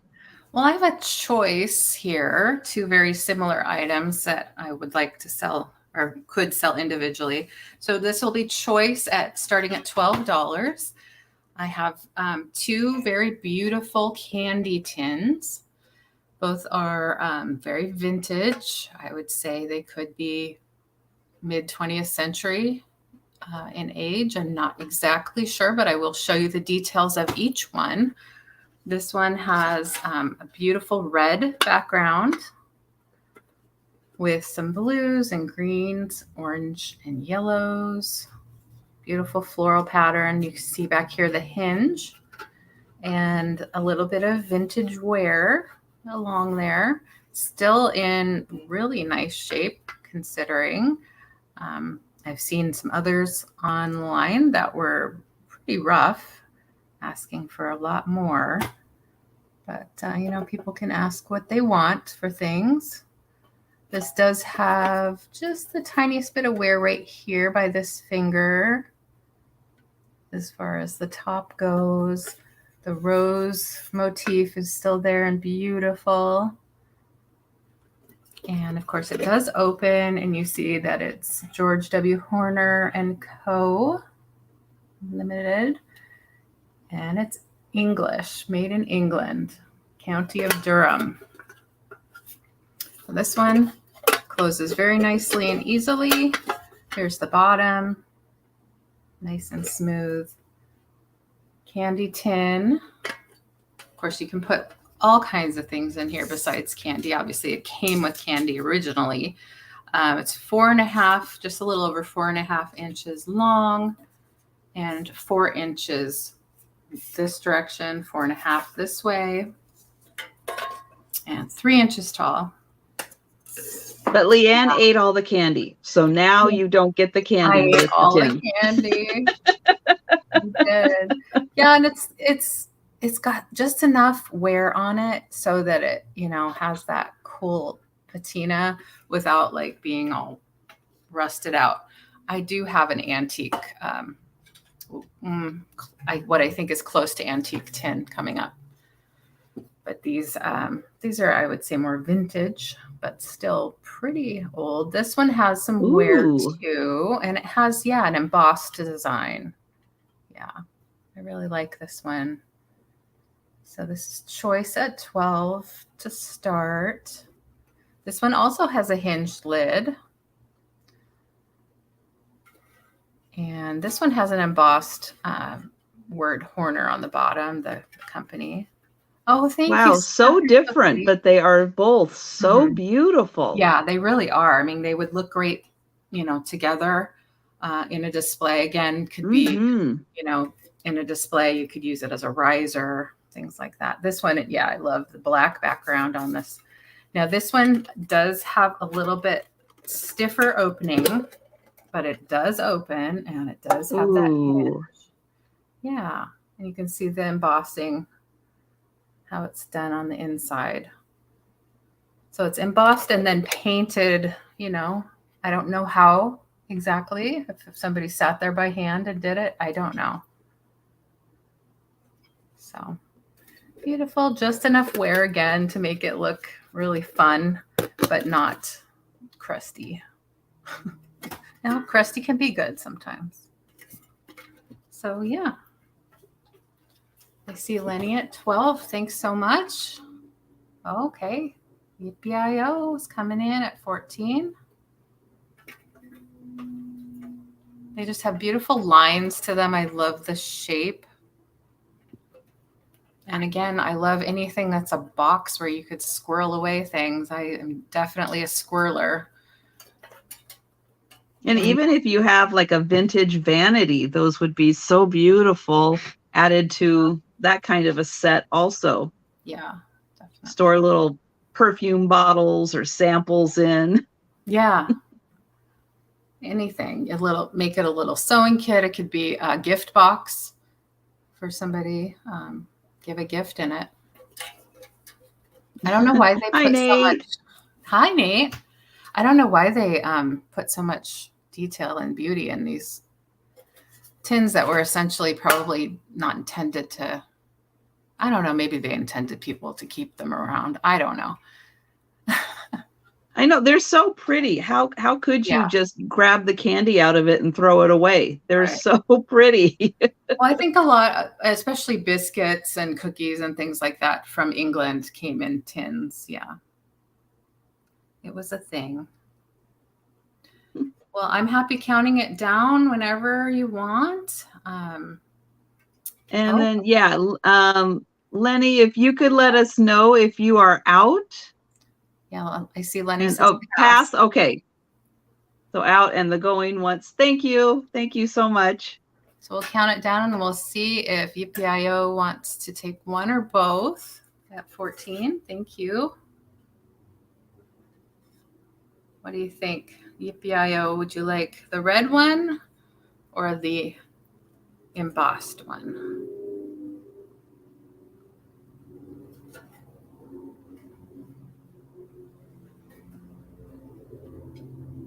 And let's see, I see the sold in there. So, yep, we'll just wait for that answer. Mm-hmm.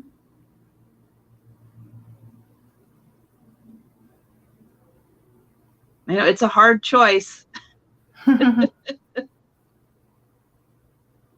Yes, this one. Okay, put you down.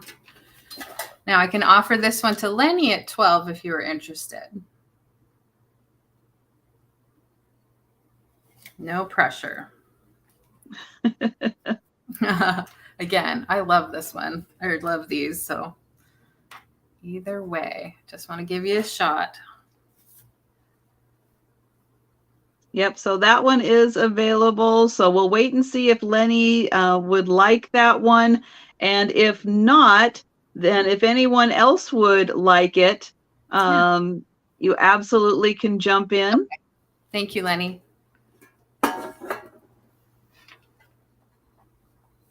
Okay, my next item is another necklace. I brought a silver tone necklace. Didn't want the silver tone people to feel left out by bringing just a gold tone, so I did bring the silver tone also. This one has a lot of blue on it, and it is going to start at $10. So let me see. I'll start at this end. So we've got some silver tone. Let's see, there's one. There we go. 1, 2, 3 that are just silver. Then they alternate with blue, like a sapphire blue and a light blue. So there are several of those alternating between the dark and the light blue. And then there are 3 at the end that are just all silver tone. Wow, that's pretty. So it's really nice on.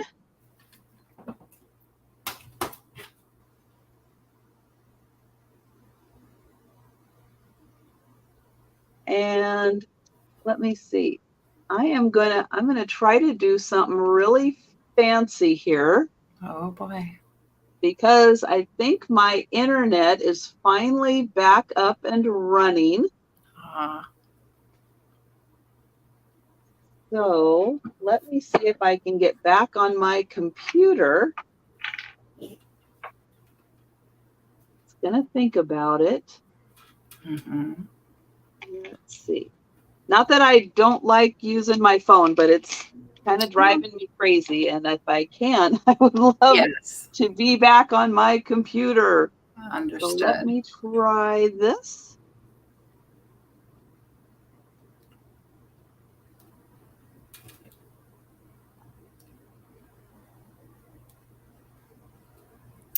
And come on. It's like right there. You know you want to.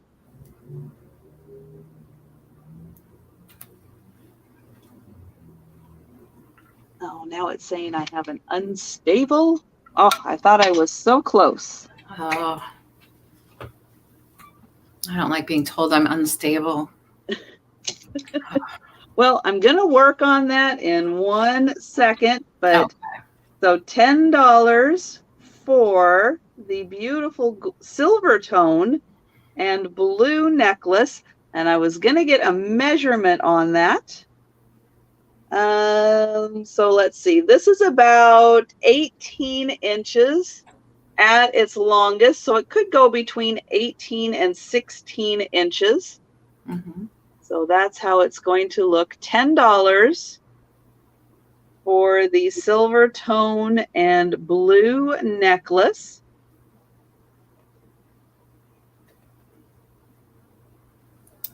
I know it's working on connecting, so hopefully soon. It's very pretty. I'll give everyone a chance to look at this really quick, and then here we go. Okay, so I don't see any takers on that. That's a for a gold or a silver tone necklace. It looks a lot like real silver to me. Just the way it's made looks really neat. I don't think it is, but I think it. I don't think it is, but and the back is nice and hollow, so right. It's not very heavy on. Exactly. Oh yeah, that's true too. That's a good point.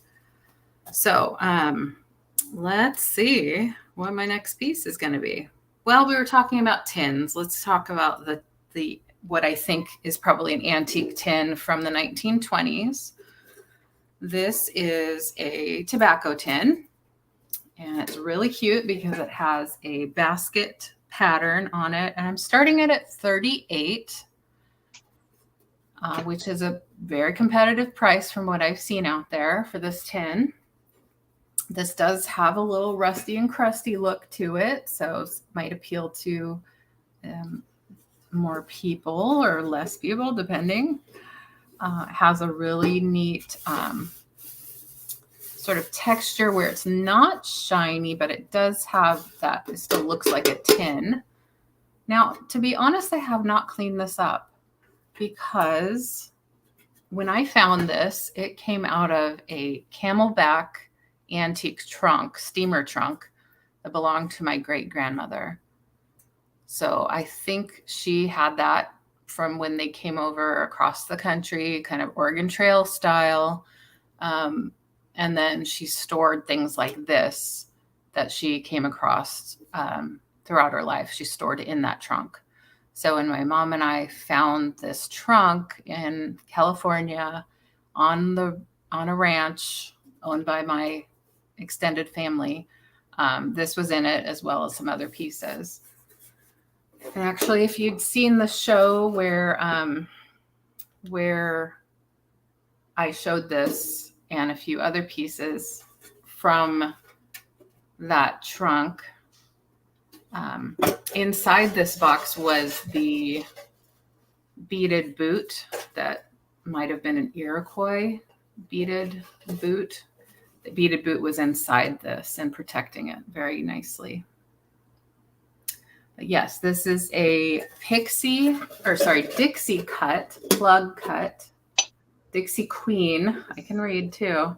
Dixie Queen tobacco tin from the 1920s. There is the label that they were required to put on for selling tobacco in it.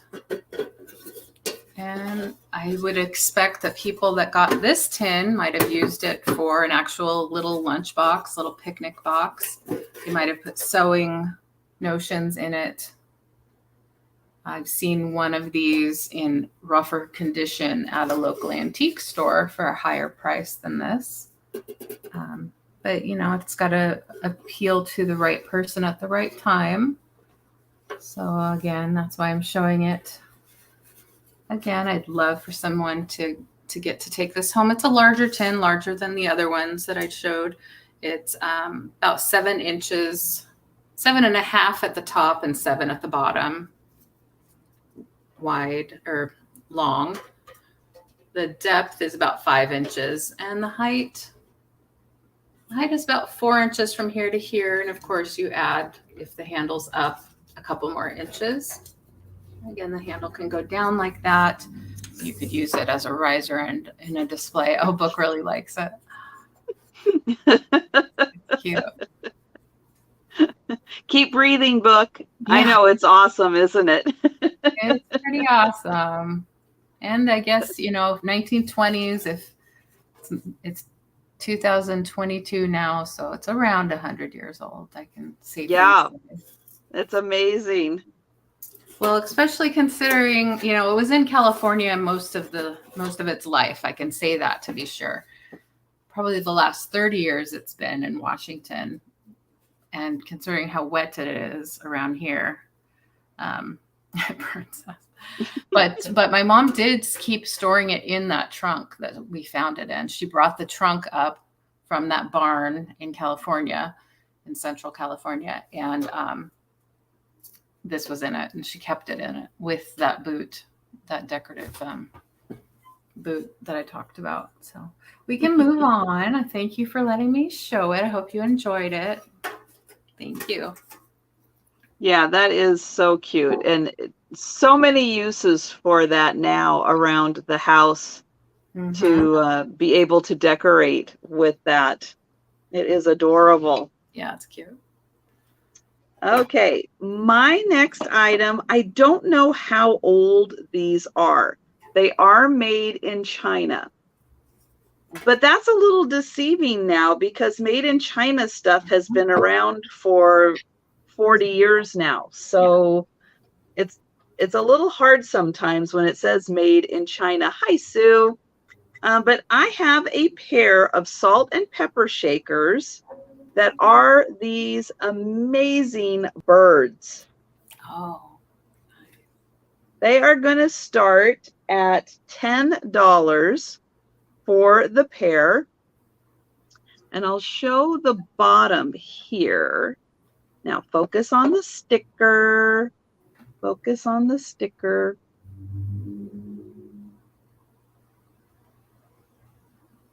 I almost thought it was going to do it. It says Sakura, S-U-K,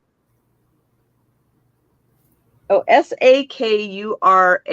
Sakura is what it says. Darn it. Why won't you focus? Yeah, I've heard You're focusing on my hand. Yeah. Let me try.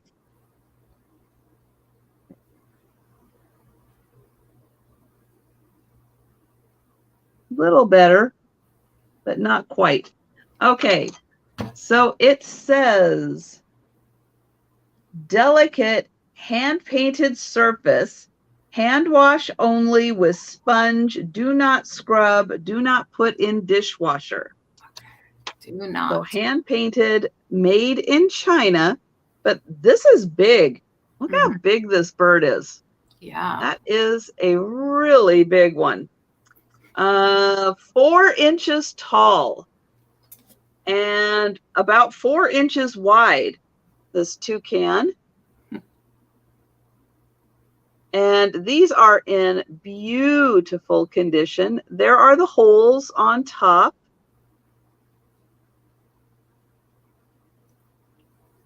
I'll spin that around.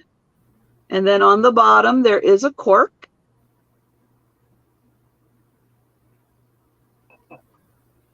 And I know, age unknown. I just don't know. And then look at this beautiful parrot.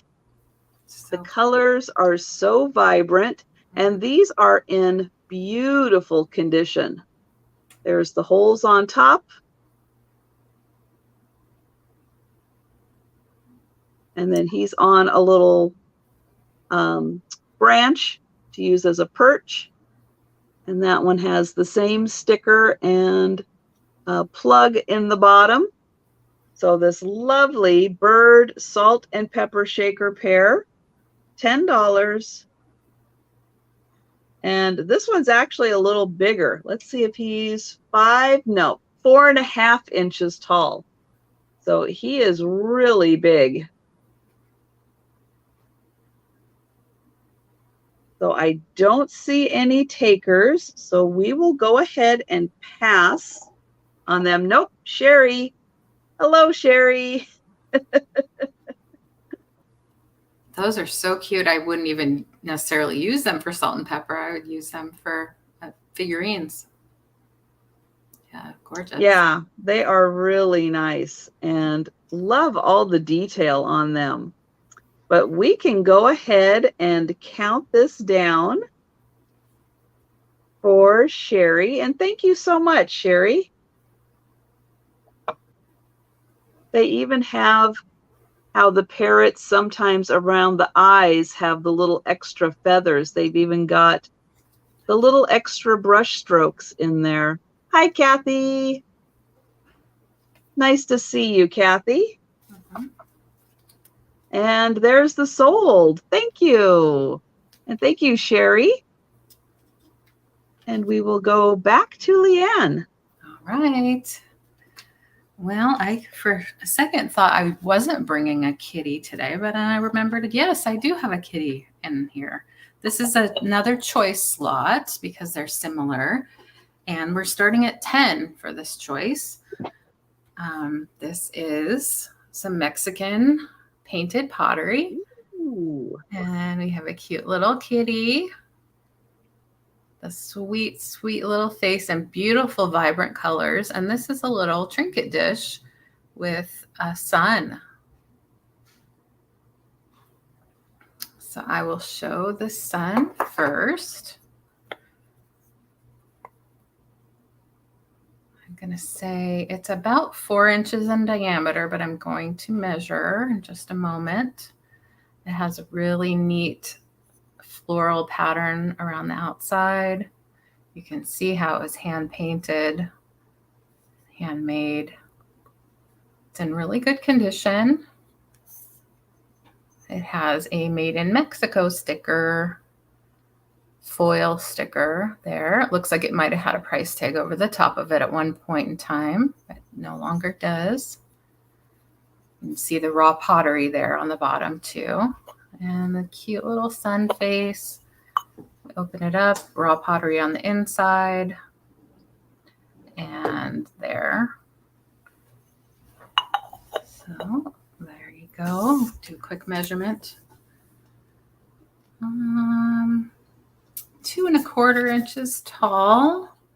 And yeah, it's 3 inches in diameter. I guess I was off. 3 inches in diameter. There's the little sun box. I love the bright colors. They are so cheery. Me too. Yeah, and still really nice and vibrant. So this kitty laying down. I guess that's its second back leg. Funny. That cat, I know, it's so cute. And again, it has that foil made in Mexico sticker there. Yeah, the paws. Good point. Yeah. It's like one on top of the other. Really cute. Let's see how long this guy is. Yeah, about 3 inches. Yeah, the little turkey legs. I know, isn't that funny? So cute. It does look like turkey legs. That is really funny. Yeah. So again, starting at 10 for choice. This has a little bit of weight to it. It's not like super heavy, but it's what you would expect, you know, a clay piece to feel like. I see you, Stephanie, at 10. I have a feeling you like that cat.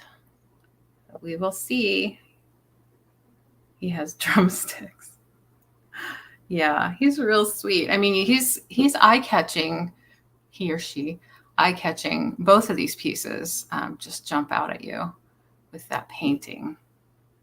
Just that vibrant. And I don't know the age. I'm so sorry. I just wanted to bring them because they're cute. Yes, little inspectors. I mean, I try to pick up cats whenever I can, and I end up keeping most of them, but I just can't keep them all, you know. I'm getting to that point where I have enough, and I don't want to overload in case I need to make a quick getaway sometime soon, you know. I want to be able to pack and go. Well, we've got Steph in for 10, so I'll go ahead and do a verbal countdown for good. Steph. So we're going once, going twice, and we are sold to Steph. Okay. And then, oh, Jan's helping. Thanks, Jan. Oh, thanks.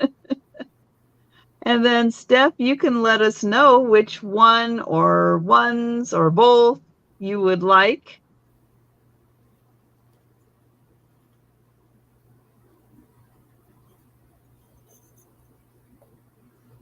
And Steph would like the cat. Okay, you got it.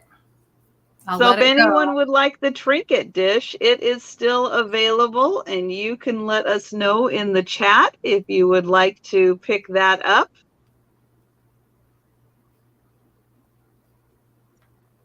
And then, thank you. So I have got some paper dolls that are on sheets. So these are going to be for choice, and I'm going to start them at $8. And we'll take a look at this one first. So this is the Merry Mouse. It is an embossed cutout sheet with 6 costume changes and 3 hats.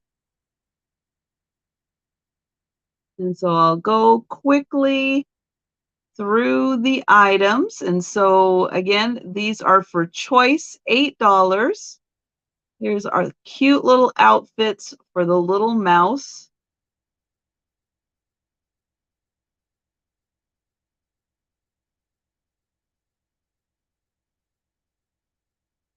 And then it does say created by Betty Wells, 1988, that Merrimack Publishing Corp in New York, printed in Hong Kong.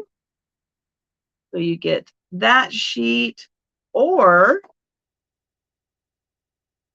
you can have this one, antique paper cut out, doll and clothes.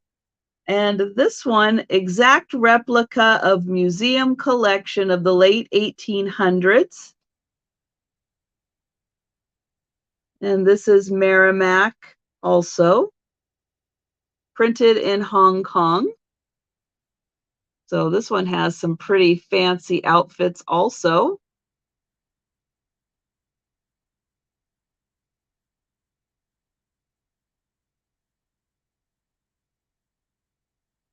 And it looks like even a little doll.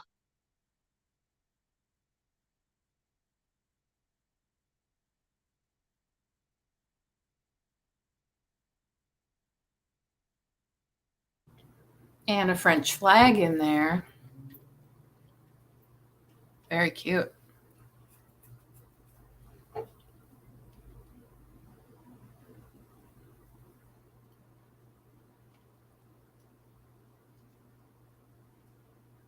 And a little balloon. So $8 a piece for the mouse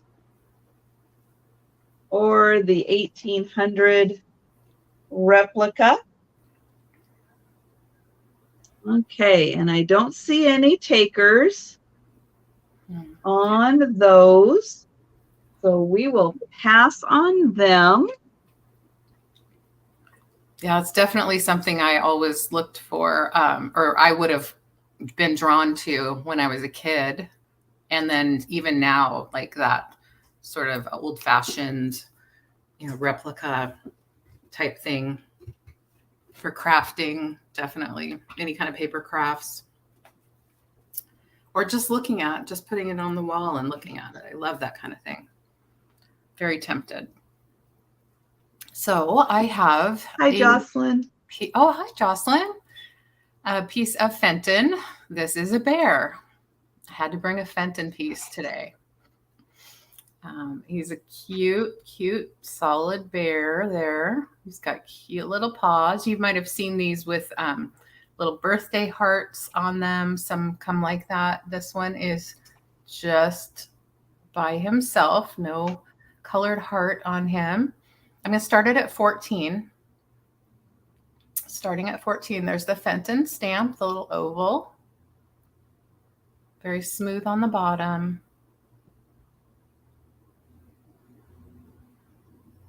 Fenton fire polishes its the mold marks pretty nicely, makes them all nice and smooth so they're not rough. It has a cute little paw that he's holding his leg there, and then one hanging down here. Just really, really cute. He looks cute just sitting on a shelf with other decor items. He is your standard size Fenton figurine. He is about 3.5 inches tall.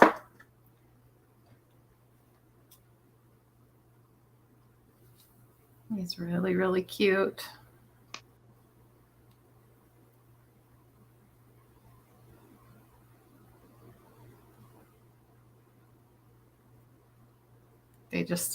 Fenton pieces, they just have a great feel. And obviously, since it's solid glass, it's a little bit weighty. Some people were saying, I heard somebody talking about these bears and saying they look kind of like panda bears. But I'm not so sure. Maybe. Yeah, body. I thought maybe they did have a separate panda bear also. Could be, yeah. But I don't remember exactly for sure. Yeah. Hi, Peggy.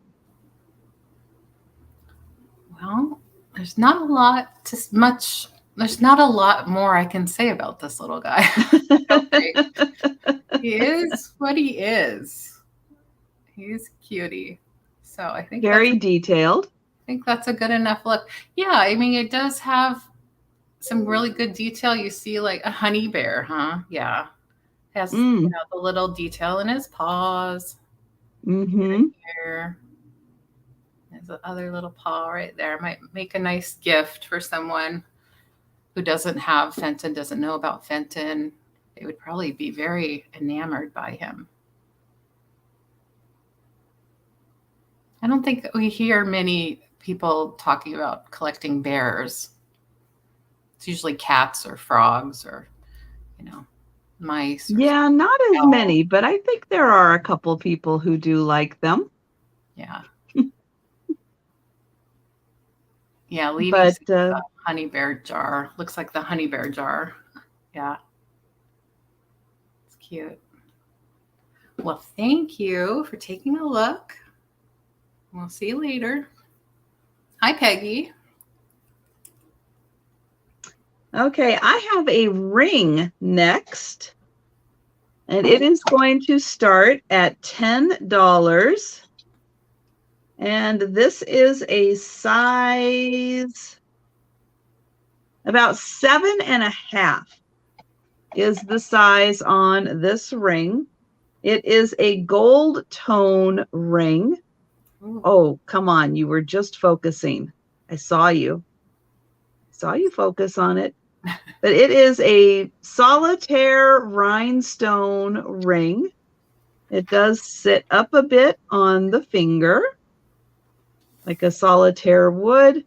Yep, it's about a 7.5.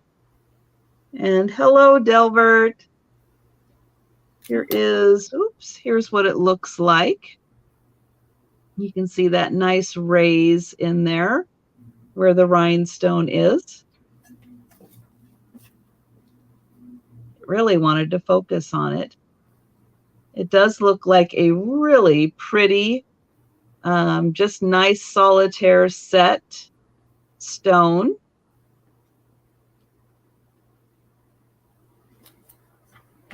Nice wide ring, very secure around that rhinestone. That's beautiful. And it just has a really nice look on. Mm-hmm.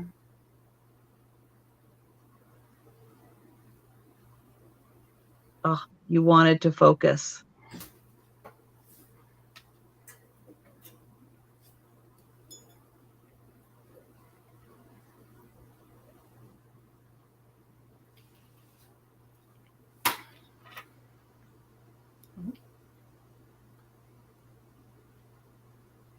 And it is, let me double check to see if it is how it's set in there.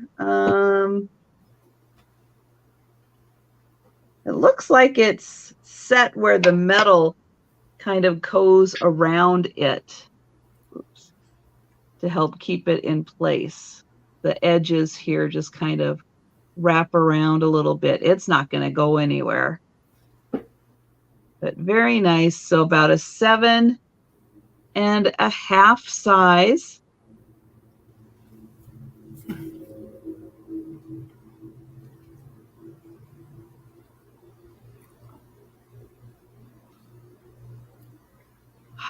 Crazy. Just won't focus on it. No, I'm not that close. It won't. There. Unfortunately. Okay. But Very we will pass on that for now. Okay.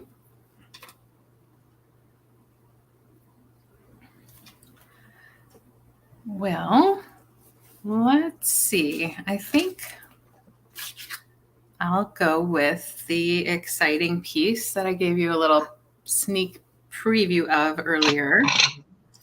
I have a dragonware teacup and saucer with a lithopane in it, lithopane. And I'm going to start it at 48 as it's a very special piece. And I'm going to show you the outside to begin with. Here's the saucer.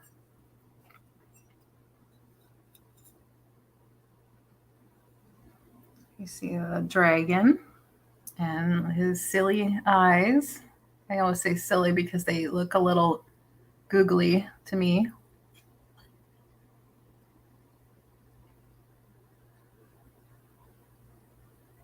Has the gold on the edges and on the inside there, little detail. Now I did wipe this down. I didn't want to rub too hard because it does have this sort of matte finish, and I didn't want to damage any of the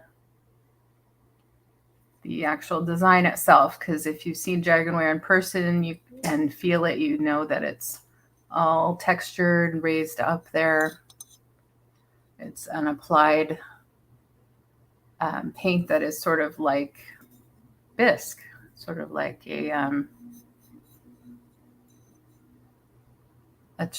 like chinaware itself, or a clay. And does not have a marking on the bottom. Some of them don't. Lots of pretty colors. I love the blue and the pink in there. And it's the standard size of a saucer. I would say they pretty close to all the same. It's 5.5 inches in diameter. There's its profile. So I'd say it's very well made. And here's the cup.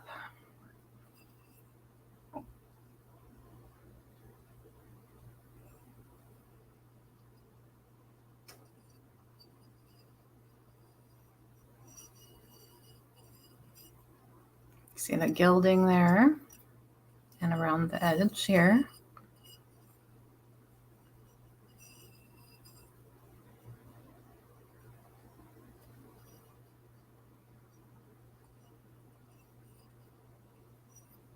Yeah, that is in very nice condition. Yeah, I think it's pretty good. I, didn't know what it looked like brand new, so I can't really speak to that because it has so much detail going on. There's obviously a hand-done piece there. So And I'll show you the lithopane next. I want to make sure I have it right side up.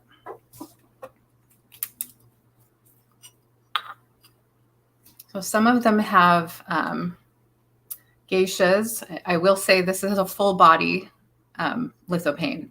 Some geishas are only a just showing their head, like a portrait of their head.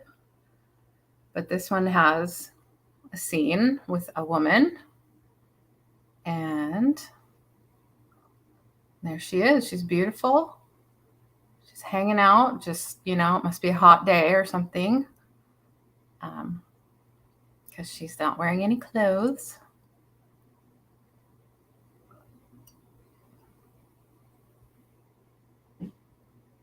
Sacre bleu. Yeah.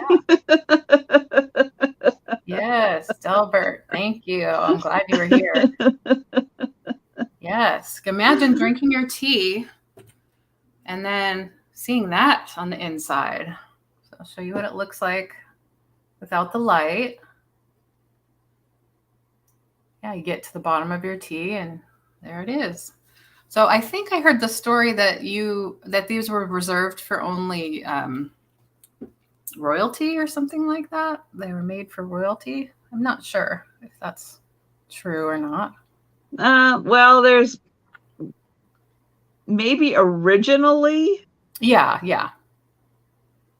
I should have prefaced it by saying that. So yeah, it's a very unique piece. They are collectible.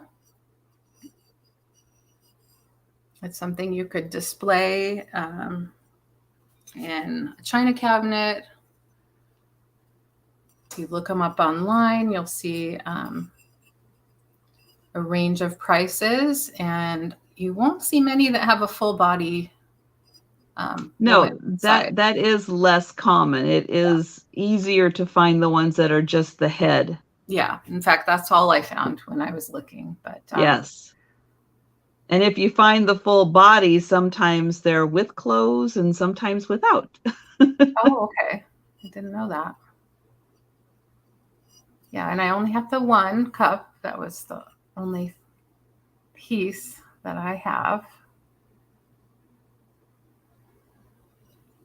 Yeah, that is really nice.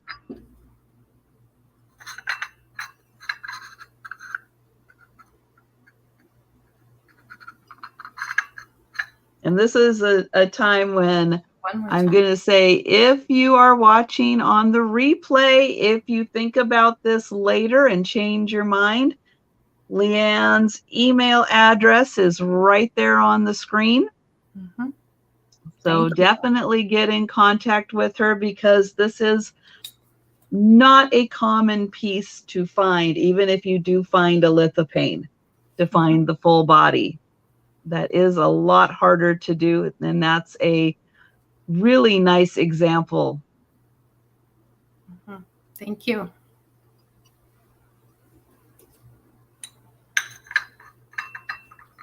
Okay. Now, my pair of pink depression glass plates are not going to be quite as spectacular, even though they do have the logo in the middle, but it's not quite as nice as that. But these are a pair of pink depression glass plates. I'll hold them like this because you can see the pink a lot better, like that. These are made by US Glass, and there is a, oops, can you see it? See something. Let's see. Can you see it? Nope, it is really hard to see, but it is right there where it says US Glass. These do have, each of them, I think, has a straw mark on it. So just meaning when they were cooling, they did end up with next to something that did leave a little mark. This one is on the back side. These are going to start at $8 for the pair. And what's nice about this pair is that this is like a ledge in here. Oh. These were used for dessert at some point. There are some scratch marks in there, a couple utensil marks in there. Somebody had a really nice dessert a time or two in these plates. But what's nice with this ledge that's in here, if you are serving something that has a liquid, maybe, a pie or something that has a little bit of juice that's going to come out. I don't know if it's enough for pie a la mode. Might be able to handle that. But I'll get in here and you can see, I'll do it on this side. You can see that ledge right there. It's going to catch any of those liquids and they're not going to flow all the way out. So these are actually very well designed dessert plates. And you will get both of them. Beautiful pink depression glass. And they are 8-sided plates. And again, I'll get in here so you can see they are very thick. Really well made. Here is the back side of them. There you can see that logo a little better there, where it says US Glass. Delbert. Yeah, I was thinking I want pie now too. So $8 for the pair. And we will go ahead and pass on those.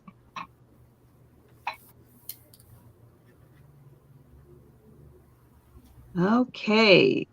Okay. Right. Well, I have some mid-century wooden pieces and I've lotted them together. So this will start at $15 for a tidbit tray and salt and peppers. And these are all made of redwood, solid redwood. And you can see all that beautiful wood grain there. And it has its gold toned handle that you would see on a lot of mid-century pieces. And there's the mark there, or the label, California Redwood. As far as condition goes, it has been used. It does have a couple just small little imperfections, but it's still, if you're not looking up close, you're not going to see that. I think they're in fabulous shape.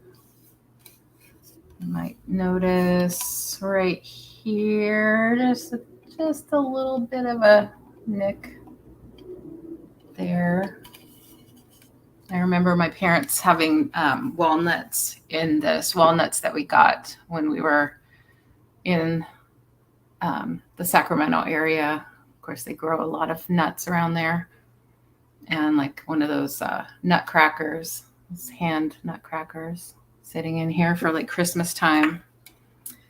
And then we have the salt and pepper shakers. Now they are also redwood, but I would say they're a little bit redder in color, just slightly redder, but they still go really nicely with the tidbit tray.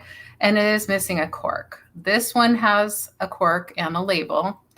And if anyone's gone to the Redwoods, they might have gone through the Trees of Mystery gift shop. Shrine of the Redwood Highway. So you might be familiar with Trees of Mystery. So these salt and peppers are from Trees of Mystery. This one with the cork and label has a little, has one little hole and the other one has 3. I think these would be a beautiful addition to a mid-century display or sideboard that you might have. I love the lines on these. I think they're beautiful. Condition-wise. Yeah, I can't get over the color of those. They don't even look like wood. It's amazing. Yeah.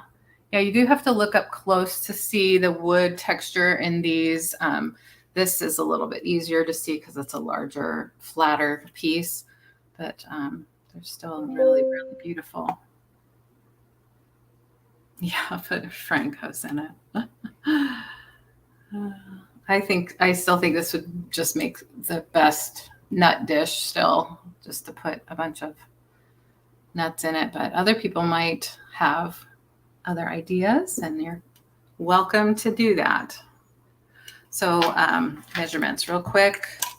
This one is 7.5 inches in diameter, and 5 inches tall. Salt and peppers are 3.5 inches tall. Hello, Maria.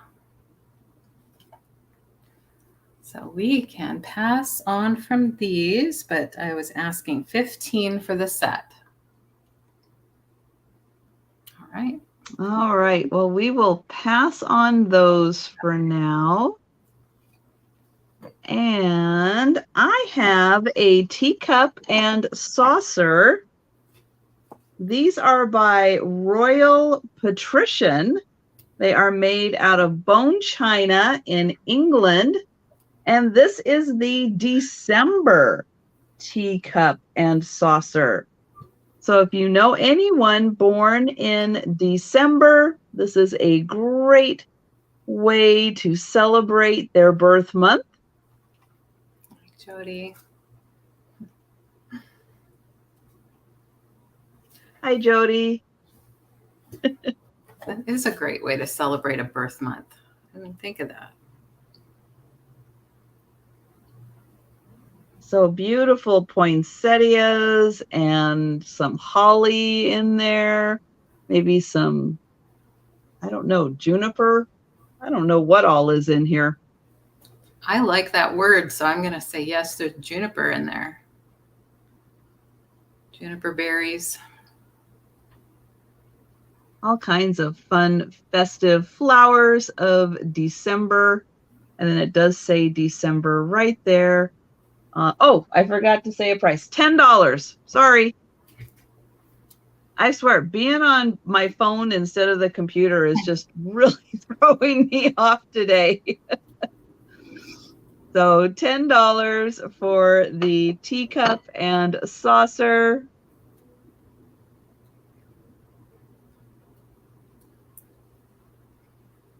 Really nice pattern on the outside.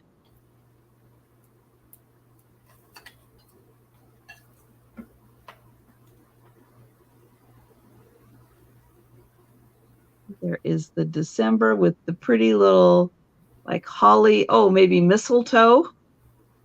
Little mistletoe on there.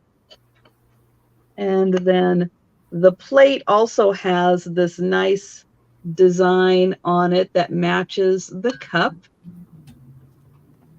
So glossy. Thomas, yeah, it does not look like the inspectors are coming by today.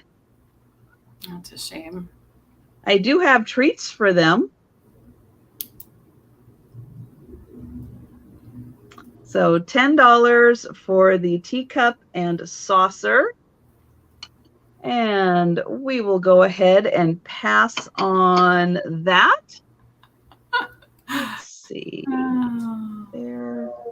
And back to LeAnne.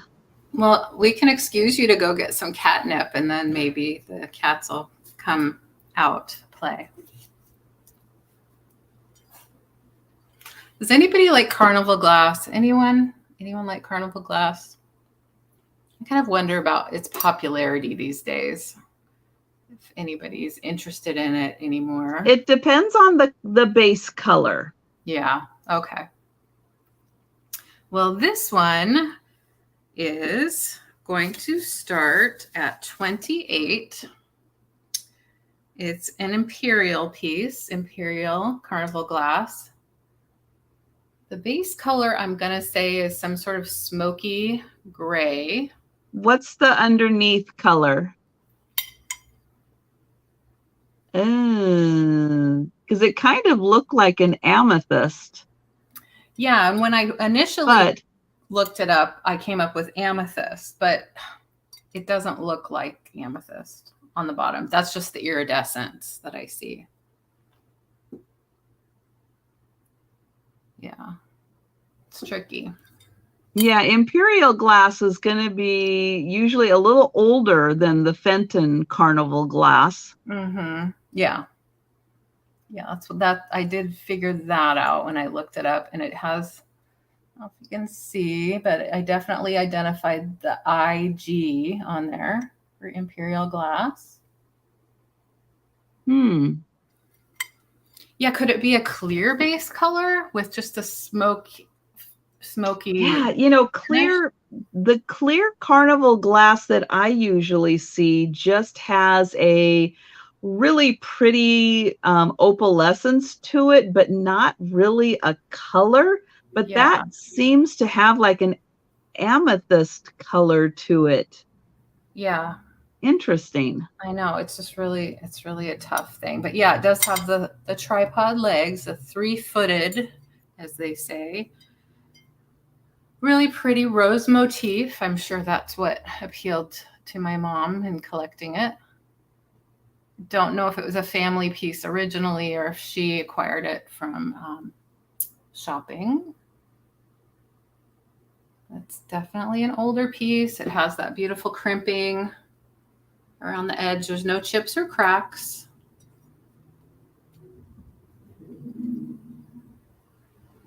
I think it is very pretty.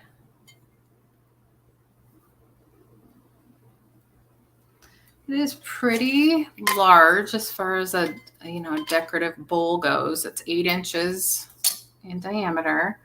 It has a really pretty pattern right here. I like this for some reason. This ribbing, curved ribbing, and the details around each foot. You know, it was really nicely made.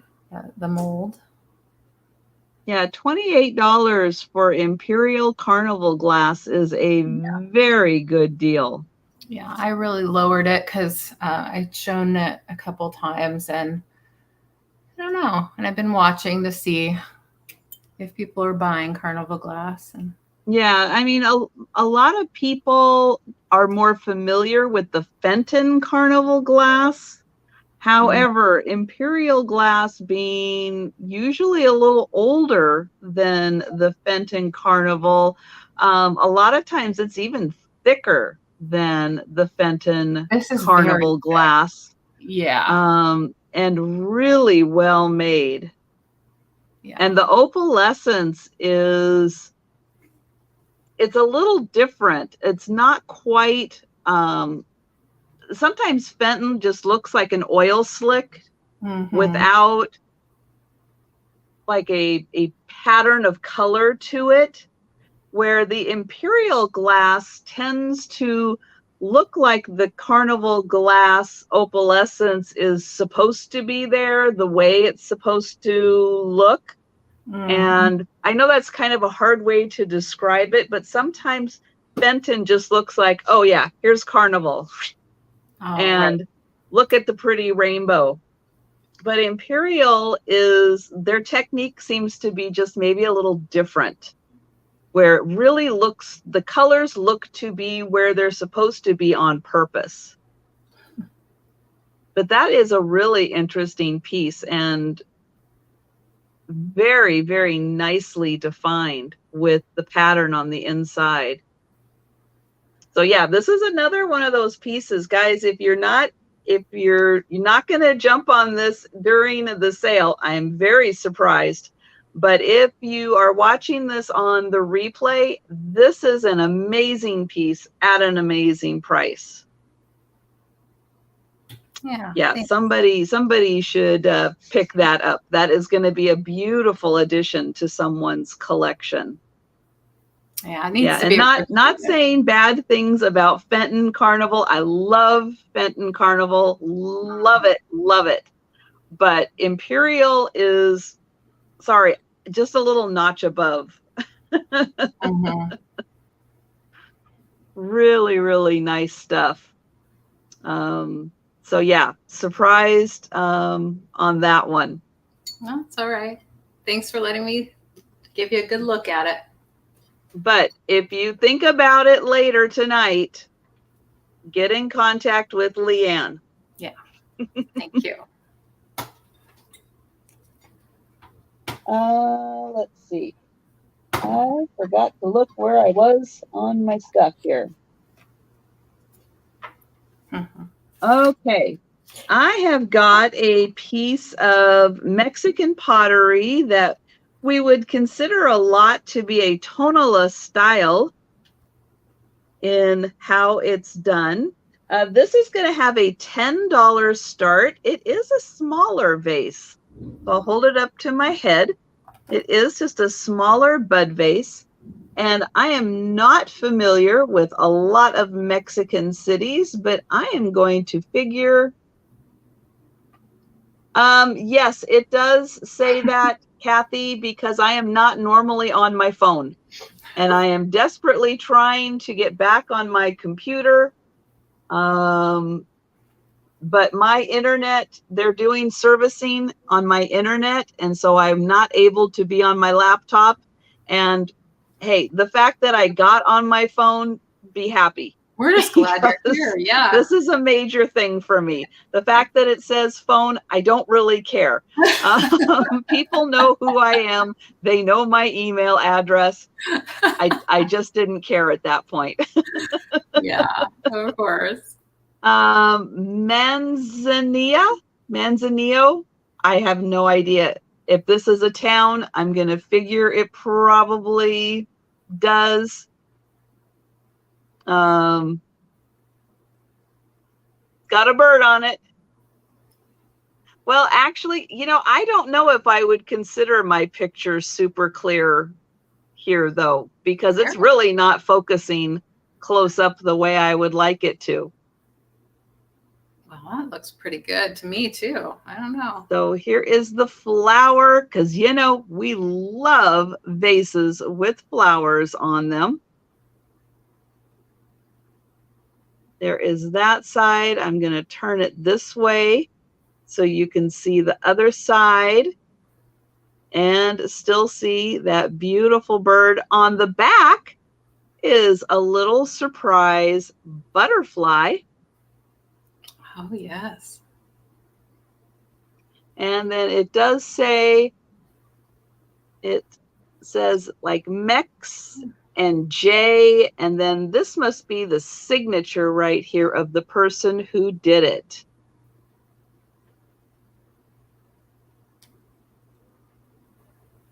Oh, that says chamomile? Oh, well, thank you. I have no idea, but I do appreciate that. So beautiful vase. I'm going to give you a measurement because it is a little smaller. It's just about 6.5 inches. So about 6.5 inches, really nice bud vase. This is the unglazed part that really makes all of the glaze painting pop out. Mm-hmm.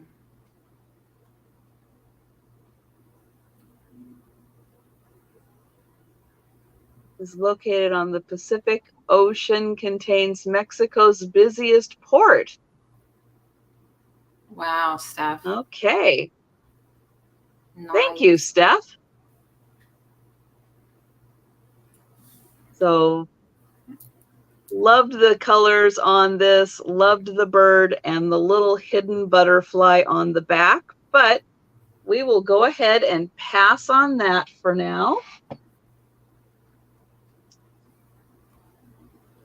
And we'll go back to Leanne. Okay. I'm just chatting away here. I should probably focus on what I'm doing. Let's do this fun one. Okay. This was an unexpected find. I found this cute little porcelain piece that has these bees on it, very stylized. And I thought to myself, boy, these look a lot like George Briard and mid-century glassware that I've seen. So it's got bees on one side, bees on the other side. This is going to start at,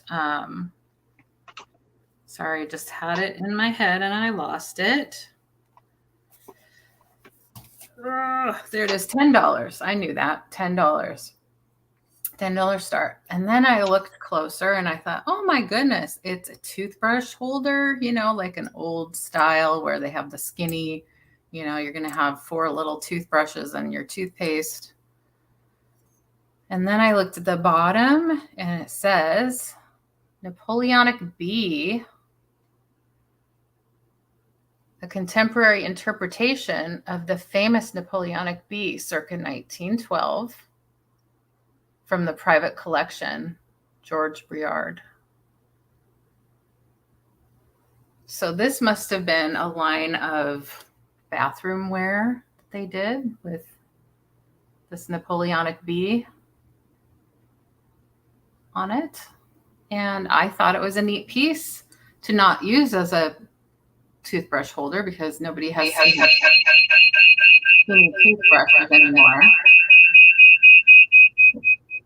but rather a pen holder or other office supplies, if you will, or you could plant in it. You can put an air plant in it. You could put a real plant in it. It's fully glazed on the inside and it has a little bit of gilding around there. It's really pretty, just in your sort of mid-century style home. If you want a little touch of that George Briard look, it's 4.5 inches long and almost 3 inches tall.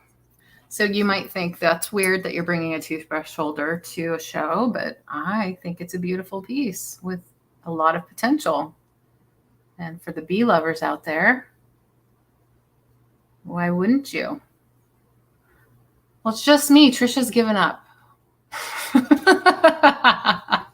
Just kidding. She's working on things. Let her be. So what would you do with this instead of a toothbrush holder? Or would you? Yeah? I think I can finally get off my phone. Up and running. Yeah. Nice. Yay. I know it's a minor thing, but it makes me really happy. Yeah. Well, Delbert, I think you need something like this in your bathroom then, if this would be the prettiest thing. Well, what's really nice about this too is that it's not ultra feminine. It's pretty and nice looking without being super feminine because of that awesome design. So we will move on. Thank you so much for having a look at my beautiful little toothbrush holder. All right. Now Trisha's going to be much more relaxed and happy. Yay. Normal. Yes, that was stressing me out. But I did it. It was something I haven't done before. You did it. So that was good. Yeah. And I did it. So yay. Yeah, I think that's definitely good to point out. Yeah. I have a giraffe. This is a bone china giraffe. It is going to start at $10. And I've never really seen anything like this. Hello, Apple Martini. So let's see.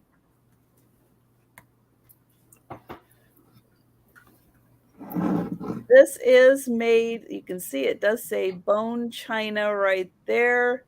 It's made in Taiwan by TM, which is the Treasure Master. That's what the TM is, and it is bone china made in Taiwan.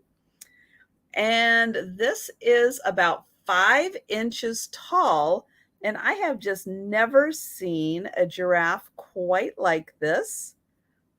And I thought it was beautiful. Love the fact that it was made in Taiwan and it was made of bone china. And just a nice little giraffe just sitting down.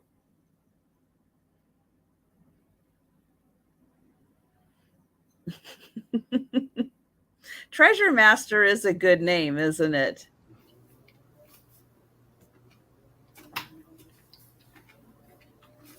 So $10. Oops, I didn't highlight it. Okay, I'll get back on track here. $10 for the bone china giraffe. A real unique piece.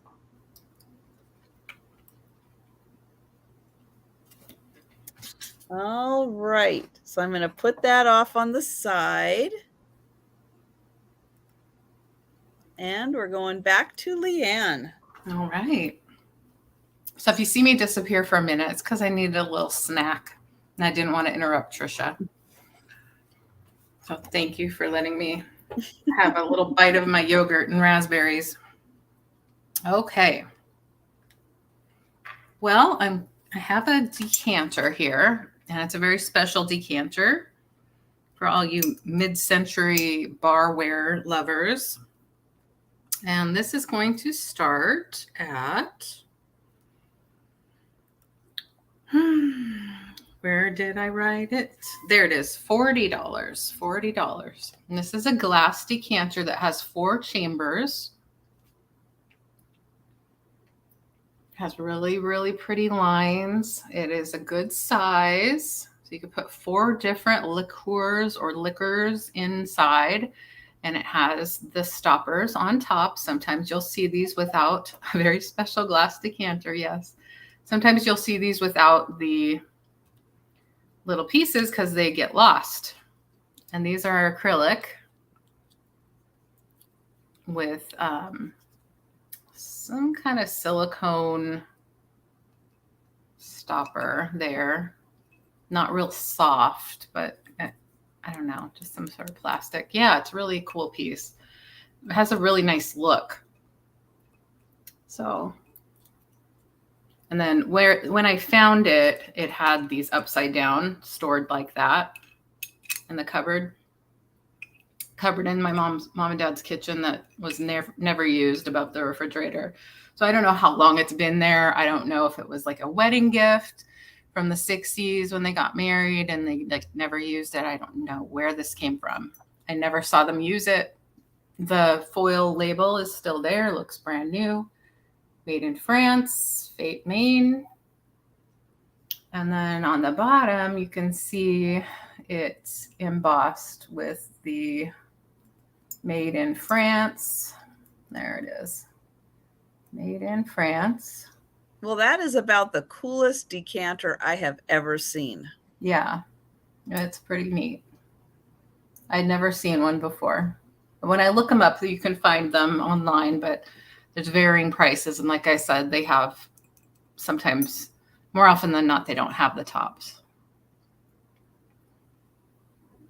Yeah, I love how it looks. I was looking closely at it and noticed while this appears to be a molded piece, which at least this part is, I don't know how they would mold this and get the chambers in there. So I don't listen to me. I don't really know what I'm talking about. But these are definitely applied because you can see where they sort of overlap, like as if you were taking a piece of clay and like a snake, and then you tapered each end and then they would overlap here. Wow. Which I thought was really neat. So they're slightly imperfect, I guess, if you will, but that's because they are hand applied. Here you can see it's a little bit narrower in one spot here.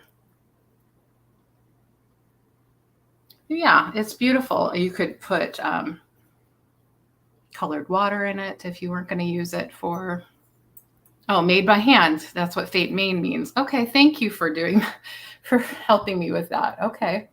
Yeah, that wouldn't make sense that it would be a handmade piece rather than completely molded. So this must be just a stamp that they put in the bottom of the piece to make the words.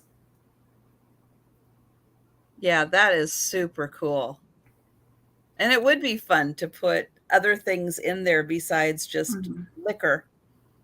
Yeah. Other colored waters or colored beverages. Yeah, it's 11 inches tall from the top of the glass to the bottom, and then these add a couple more inches to it. So, and I did weigh it. It is close to 3 pounds. So you keep that in mind, of course, for shipping, but it would not be a difficult piece to ship. It's a very thick glass, and I would, of course, pack it appropriately, but it's not like a thin glass piece that we worry too much about. But again, definitely packing it well. Mm-hmm. Yeah. Oh, I shipped from Washington State. Just like me. Just like Trisha. Yeah. Yeah. Yeah. Thanks, Jan. Yeah, it's been sitting in my kitchen since I unearthed it and cleaned it up and brought it back out into the daylight. I love things that are made in France. I don't know. I guess I still have a fascination with France. I took French in high school and still haven't been there. Do you know where our French club went in 1986? Our French club went to Vancouver, BC, to the Expo 86 up there. Or other people got to go to Mexico for their Spanish club and things like that. We went to I mean, maybe to some people going to Vancouver, Canada is exciting. When you live around Seattle and you go to Vancouver, Canada, it's not. It's like going to the state next door, but yeah, you guys should have at least gone to Epcot to the French Pavilion, right? Right. That would have been nice. If you couldn't go all the way to France. I know. So we got to go to the convenience store down by the monorail and look at the French writing on the, the French writing on the Twinkies and things. But anyway, that's my story.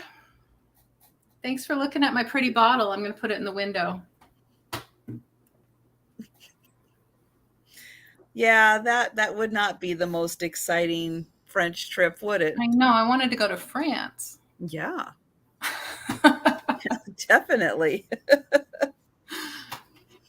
All right. So I had a cat earlier. I thought I should bring a dog, show the love to the animals. I got the fish, we had the bird, the butterfly, the bears, the bees, the cat, the giraffe. So now I've got the dog. Nice. So a nice little this feels like, I don't know what this is made out of. It kind of felt like porcelain, but now I'm not so sure. It is hollow.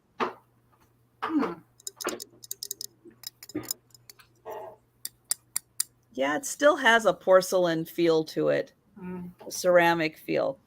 Nice St. Bernard. Going to start at $8 for the St. Bernard.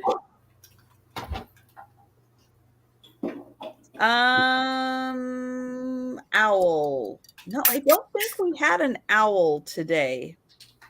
I don't remember. I don't think LeAnne had an owl. Did you have an owl? No, I don't think so. No, not yet.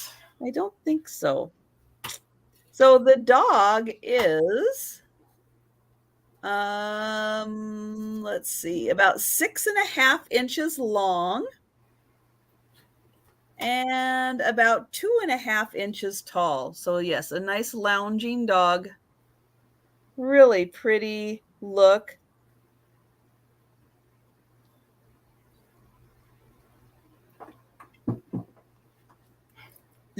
Who doesn't like a lounging dog? Lounging dog.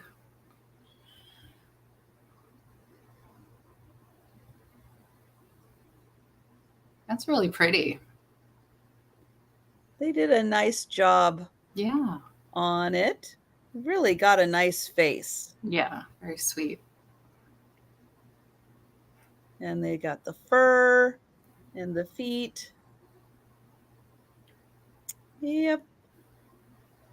So 6.5 inches long, about 2.5 inches tall, just enough to be a nice little shelf sitter, looking out at you, saying, "Where's my treat?" Yeah, that looks like a food motivated type dog right there. I think so. Yeah. I'm not getting up unless you make it worth my Yeah, while. yeah. Yeah. This is a lot to get up off the floor. Does his breath stink? Probably. Probably a little bit. That's a dog after all. But dogs like stinky breath. Because cats do too. It's like if you have garlic and stuff like that, oh my gosh, the cats want to get right in your face and smell that garlic. Yeah. So yeah, dogs do too. They like stinky breath. So we've got Delbert at 8, and we can go ahead and count that down. Yeah, I was gonna say Delbert probably likes stinky breath too. I don't know him very well though. But Steph says, "Brush your teeth." Okay, good to know. Oh, your dog does. Okay, I clarified that. And thank you. Oh, well, that gave everybody a good laugh. Yes, definitely. Oh my goodness, that was funny. Oh, it's my turn. Okay, well, I'll go with the dog theme and show this little guy. It's going to start at 12. This is a crystal, lead crystal, princess house, little doggy, and it's a beagle, I'm going to say, with my expert knowledge, because I had a beagle when I was in high school.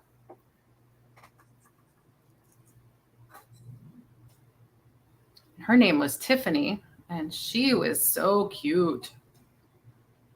She was so barky.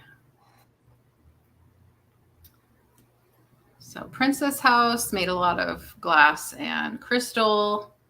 One is the first one that I'd seen, but I imagine there are others out there. It has your Princess House in West Germany sticker on the bottom.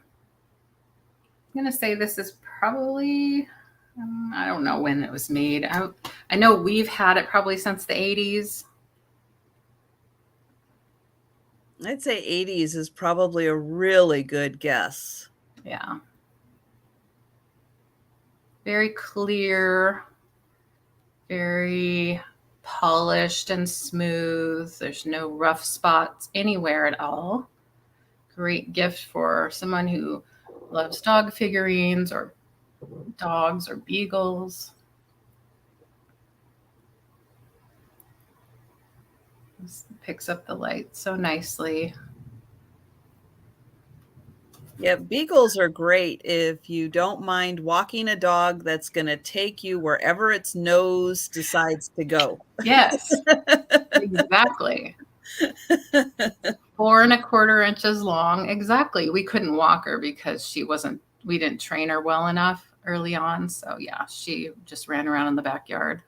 Thank you, Robert. I see you at 12. I appreciate that. Yes, they are very nose-driven dogs. Yeah. Yeah. And if they hear something, they bark, bark, bark, bark, bark. They have that hound dog bark. But that's a good guard dog. She was a really good guard dog. I was traumatized though, because she'd start barking and my mom would yell, Tiffany, Tiffany, just the mailman or whatever. And Robert's beagle was named Bowser. That's a good name. I love that name. That's way better than Tiffany, I think. But I don't know where that came from. Well, we can count it down for Mr. Redmond.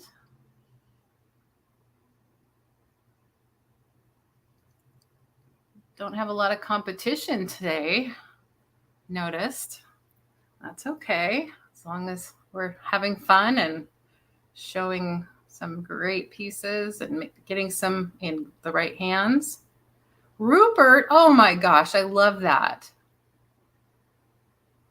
Or maybe I'm not saying it right. Ruprecht. Ruprecht. That is a cool name. Okay, that would be really hard to yell that outside. Yeah. That's right. Come here, Ruprecht. Thanks, but Robert. again, it's not a common name that they would hear, and yeah, they would know their name for sure. Thank you. Okay, so for I'm going to say this is a necklace for bead lovers, the plastic bead variety. But this necklace has a ton of beads on it. I like finding things like this, which is going to start at $8 because one, yep, you can wear it if you want to. If you want to wear all of these beads and have your own little party with them, they are awesome, ready to go.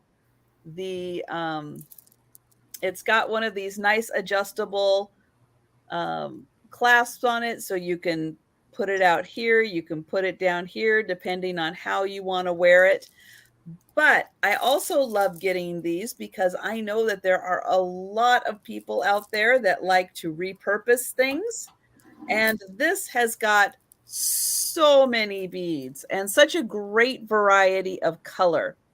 Clear, ivory, ones that look like pearls. We've got green and amber and just so many beads. So many cool beads. I'm going to show it on this side and then I'm going to show it on the other side because you can't even see through to see all of the cool beads in here. Wow. And just a fun variety. But I know that so many people love to repurpose these and just have a blast with all of these beads. Well, you might say, oh, those are just plastic. Well, they're vintage and they are beautiful and they don't make them like that anymore. Yeah, look at this fun it's one. Not, it's very high quality. Mm-hmm. I see book at 8. That's great. That's beautiful. And if you were to wear it, Hi, Karen. Let's see, the longest it could be is, where does that go? That goes right about, it's about 17 inches. So it's almost made to be like a choker with the length, like you would. Hello, Maria, and hello, Jan. Like you could wear it like almost like a little collar around your outfit. Wow. Yeah. Wear it like that. Or the longest it could be is kind of just about like this with just a little gap. So lots of fun with this one, but I just loved all of those. So we can go ahead and count this down for book. And I like those little silver ones right there too. Those are fun.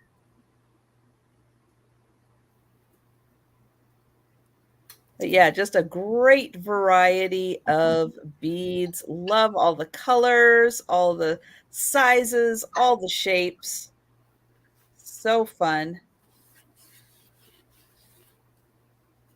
And thank you, book. That's a good one. That's a beautiful piece. Well, I have a very unique piece that I had never seen before finding it. I'm going to start this one at 28. And this is an animal I don't think we've showcased tonight, and that is a frog. Oh. This is a beautiful handcrafted bowl. I believe it's hand thrown and decorated, and it is a frog.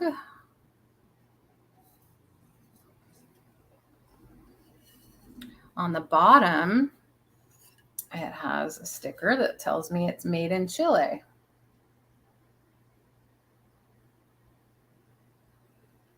It is a very unique frog.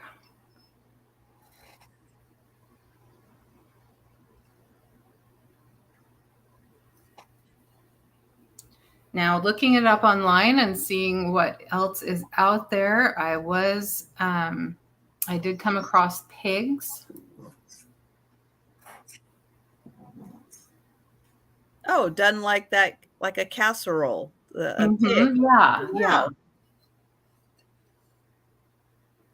I'd say it's face-sized, but I will measure as well. And from the nose to the tail, it's 9.5 inches, and it's about 5.5 inches wide. And I can't tell if this is the raw finish or if it has some sort of finish on top. I think there's a finish on top, and I think this little spot is just a place where it's not as thick. I don't know, because I don't feel anything here. I don't feel an absence of anything there, but it does have just a slight difference in color. And right here as well, there's a little difference in color. I think that just happened in manufacturing. I'm not exactly sure. Because, and I don't know if it's, you know, a defect or not. It's just a very kind of rustic interpretation of a frog. And you can see the handwork in it and the texture.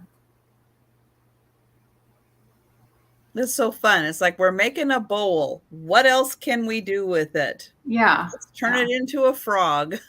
Yes. It's super cute. You could hang it on the wall. You could either do it by this or some other, you know, a plate hanger kind of thing. It doesn't have any cracks or chips in it. Yeah, the eyes are really fun. Yeah, the eyes really make it. Yeah. Really cute. Okay, well, I don't see any takers for him. Okay. So we will pass on that for right now. And for any clear glass lovers, I have got a really beautiful little bowl. There is a lot of detail in this little bowl that I'm going to show you. And it is going to start at $10. It is on the small side, but it has a beautiful draping here around the rim where it's like little scalloped edge, but then it has these little 3 dots at each intersection all the way around.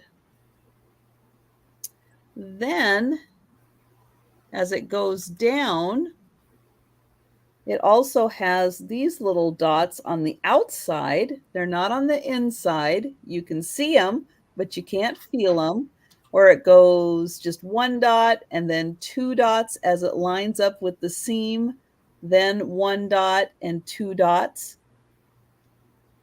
Then on the bottom here, look at this beautiful draping.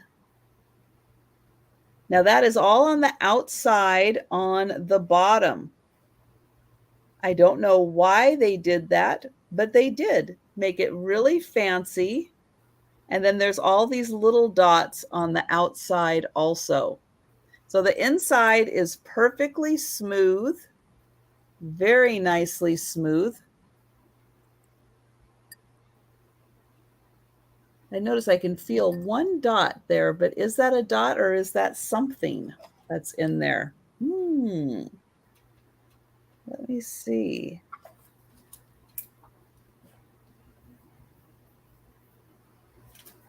Oh, we may never know. That might just be on the, just a little bit that you can feel, but it almost looks like maybe there is something down there, but I just can't quite see, and I can't see it on this side. But yeah, so it follows, you have the dots up here and these nice little drapes, follows the seam down. And then they put this beautiful draping down here. Mm-hmm. Yeah, it really does have a very old feel to it. Yeah. And a really old look to it. And even the glass has an older look to it. Mm-hmm. But it just is one of those really fun pieces. They didn't have to go to all this detailing, but they did for a beautiful clear glass bowl that is a lot more than just a clear glass bowl. Absolutely. It measures 3 inches tall by 5 inches wide. So, really fancy addition to a chip and dip set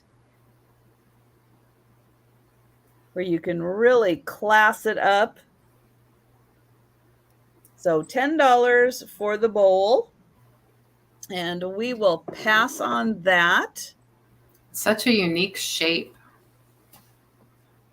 It is. Mm-hmm. It's very different. Mm-hmm. I love that. Well, I have a couple, or I have a pair of Weiss jewelry earrings. They are a clip-on style, but a little bit different than your average clip-on. These are going to start at $12.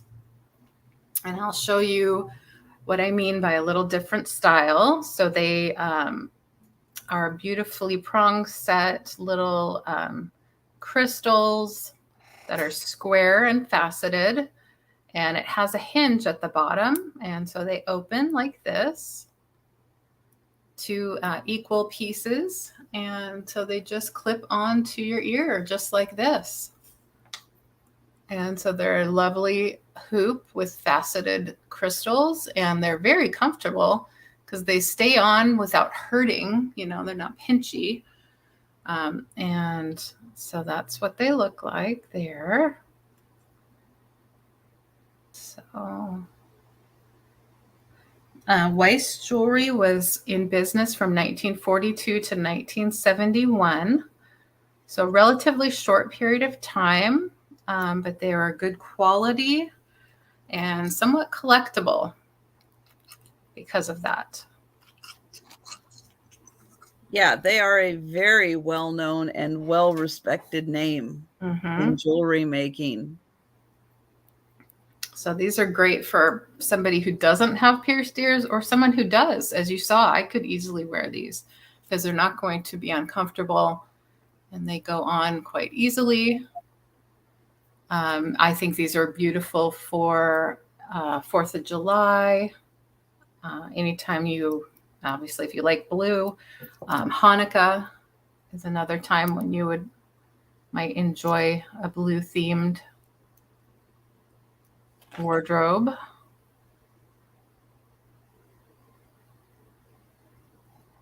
So they don't show any wear,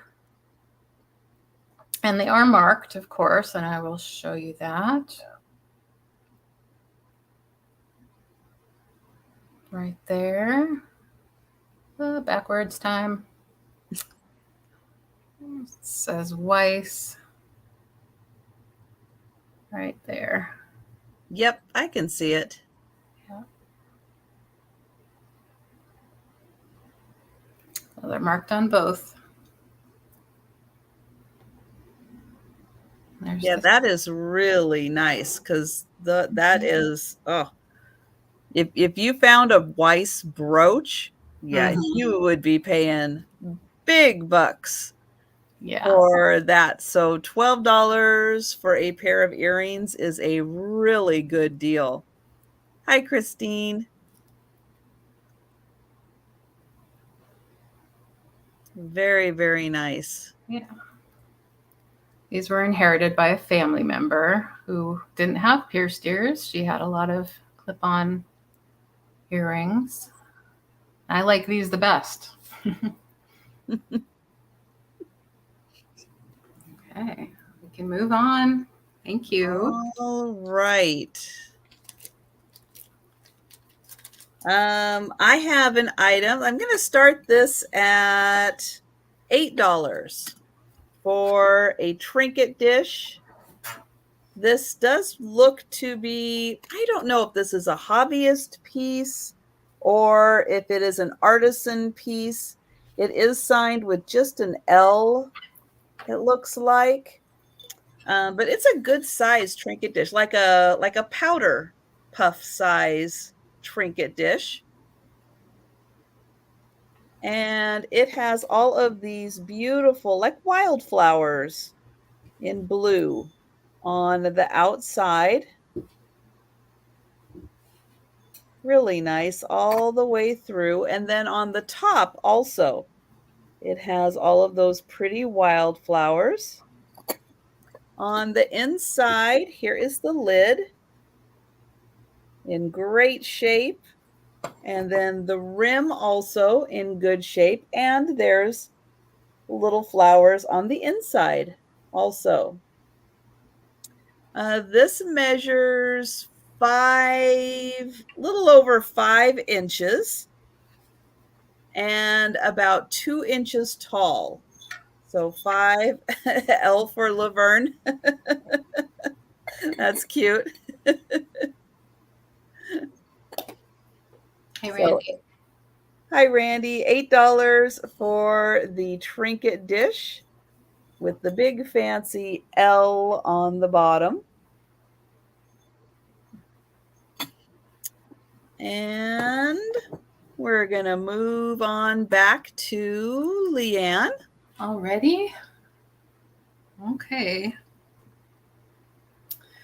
Well, like I said at the beginning, I have a wide variety of items today, and this is no exception. This is a figurine, and it's going to start at $10, just $10 today. Bargain prices, I tell you. This is my Dutch puppeteer.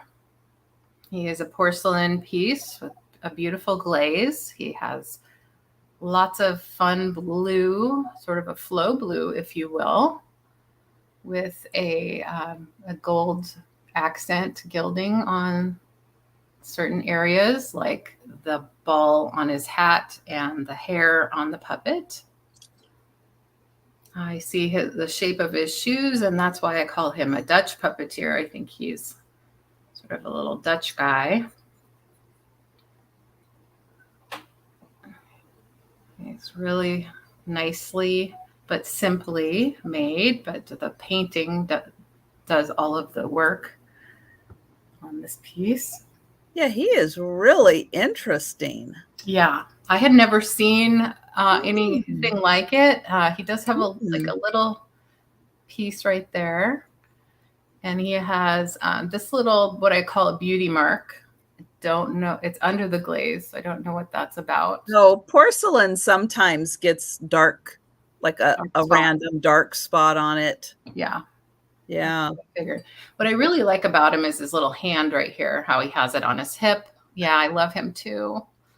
I love him a lot. Oh, Steph, did I twist your arm? He's a little bit of a larger figurine, I'd say. He is about 7, almost 7, just shy of 7 inches tall, maybe 6 3/4. I know, I love him too. Well, and what he's sitting on almost reminds me of like a circus. Yeah, yeah. So he's definitely performing, and yeah, it does have that vibe for sure. I tried looking him up with Google Lens and Words, and it was really difficult to find anything like him. I think I found one like him, but without the gilding, in some image, just an image, nothing detailed. And I don't know what that marking is. So, good question. Yeah, it's a mystery. So yeah, I know it has that joyfulness to it. Book, yeah, very good point. He's very cheerful, Jan. Yeah. You know that guy? Yeah. Okay. Well, we will count this down for Steph. Yeah.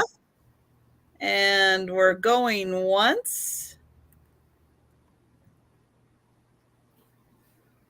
Going twice. And sold. Nice. It'll go with your kitty in the box to you, Steph. Thank you. Okay, well, I have a couple of vintage Beanie Babies. They fit in a bit with 4th of July, so I am bringing them out. Not because of any political affiliation or anything. I'm giving fair representation to both.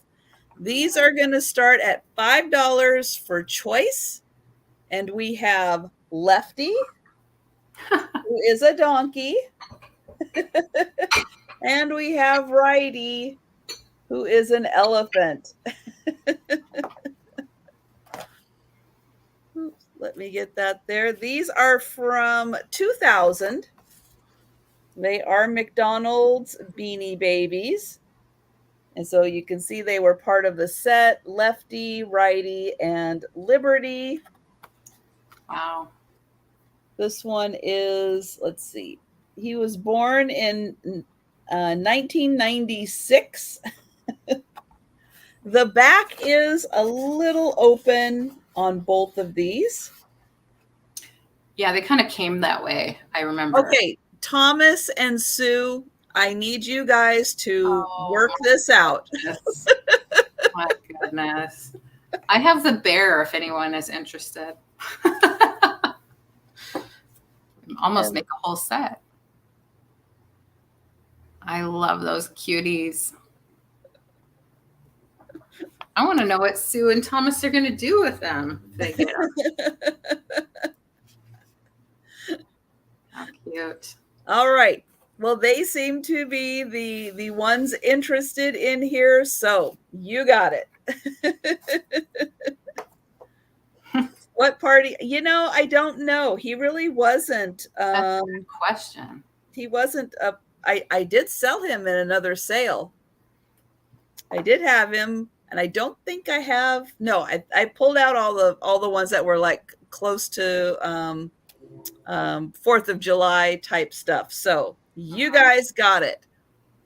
I have a surprising amount of Beanie Babies, and the little teeny beanies, as I think are what we called the ones from McDonald's.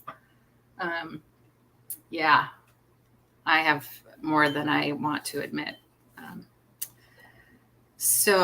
But I didn't actually collect. I feel like I didn't actually collect them, but somehow I ended up with them. I don't know how that happens. So this might be my last piece. I think so, because I got my count off a little bit for adding that one in, but I'm good. Okay, well, whatever you want to do. So go ahead and show your last piece, right, and then we'll do a quick a recap. There we go. Thank you. Yeah. For the hummingbird lovers out there, I have this piece. And this is a very weighty goblet. It's a Brierley. Shoot, I knew I'd mess that up. Brierley, Brierley, Royal Brierley.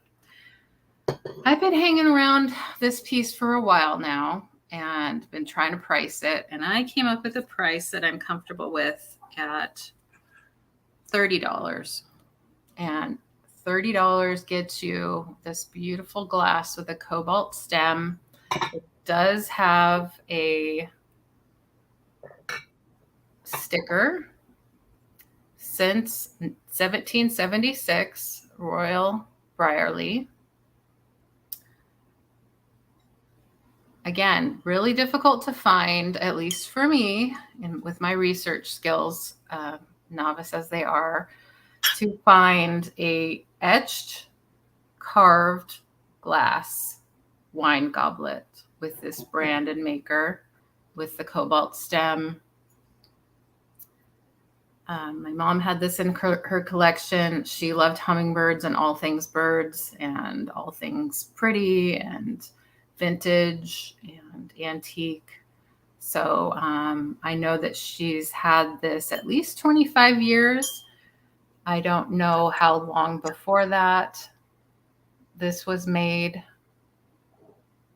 It's just beautiful how it has the carving and the etching on it. That is insanely gorgeous. It is Wow. very gorgeous. And you could use it. You could drink out of it.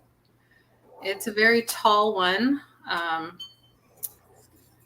I even asked Becky about this piece, and Becky was not sure. She doesn't do a lot of etched glass kinds of things. So I just measured that and forgot it completely what it was. It's 8 3/16 inches tall. So you see the hummingbird in its beautiful detail. If we spin it around, we see some grasses coming out here, some like berries or the floral blooming parts of the grass right here. No chips or cracks or any kind of damage on here. The bottom almost looks like waves, like water down here. And of course, the beautiful hummingbird. Yeah, Jan always reminds me to use replacements.com because I always forget. So yeah, that might be when you go to replacements.com on your phone, there's a little camera and you hit that, and then you take a picture and then it searches the replacement.com database for stuff. And yeah, they don't do, I always thought for some reason they just did dinner chinaware type stuff. Okay, me too. They've got glass. Okay. They've got and they do a really, really good job of identifying, way better than Google does. Oh, that's good. Yeah. No offense, Google, but replacements.com does a much better job. Yeah. I don't know. WorthPoint is so pricey for the subscription. I just don't know. You can see how it's etched here with Royal Briarly right here. It's etched into it. So even if the sticker did come off, you would have that. And I don't imagine that it was part of a set necessarily. I imagine this was separate, an individual piece. But I could be wrong. Maybe somebody had a set of these as drinking glasses. I don't know. Ooh. That would be a lot. But yeah. Find the right home for this one someday. I know we will. Yes, there are several hummingbird lovers. You just got to find the right time, and again, there are probably hummingbird lovers who are going to be watching this on the replay. So this is another great piece. Get in touch with LeAnne for that one. Thanks. Okay, so why don't you take a second and go ahead and go through the items that are still available. So if you haven't been here for the whole sale, or if you have and you were on the fence about an item, now is the great time. We're going to do a quick recap speed round. And if you're interested in anything, please just put it into the chat. We will grab it out. And if you're watching on the replay, LeAnne's email address is right there on the screen. Get in touch with her. Yes, thank you very much. Yeah, Janet, that would be a happy divorce goblet for sure. This is the handkerchief art glass. I'm calling a votive holder. It'll look great with a candle. You could use it with a flower frog and use it as a vase as well. It does have initials on the bottom. I believe the initials are MLC. I'm not going to mess around with trying to show it again, but it is signed and it is $16. There is Trisha's package pickup, I bet. So that is $16. Next, we have the Blue Danube Cream and Sugar. And I was asking 20 start for this one, 20 for the set, Blue Danube pattern or brand. It has beautiful trim, no chips or cracks. Blue Danube, 1957 is what it says. I don't know if that's the company or the company starting date, or if it's the pieces, but they're a beautiful little set. I had the Studio A House. It's a Swedish company. The glass pair for 20. Doing our recap. This has some beautiful. Oh, we're just doing the recap, Jan. Thank you though for that. I don't know if we usually put in the information for the recap. Oh, that's all she's okay. Yeah, don't worry about doing that for the speed round, Jan. Yeah, but I appreciate you that. Want something. And then this is 1983. Yeah, unless you want. Oh, maybe that's what she's saying that she wants. I'm so sorry. I don't know. Sorry. This one was 20 for the. Did I say 20? Wait. No, 18. This is 18 for this beautiful paperweight, solid glass from Sweden. I had the Dixie tobacco tin. This is Dixie Queen plug cut. Very antique, literally from the 1920s. Oh, thanks, Jan, for clarifying that. This is $38 start. So $38. This one, tobacco tin. Lots of beautiful patina and age to this piece. I still had one of the candy tins left. This is 12. This is from the Horner Candy Company in England. Great for lots of different uses, but most especially just a beautiful decor piece. Put things sitting on top of that in your decor. I had the Dragonware. This Dragonware piece is pretty awesome.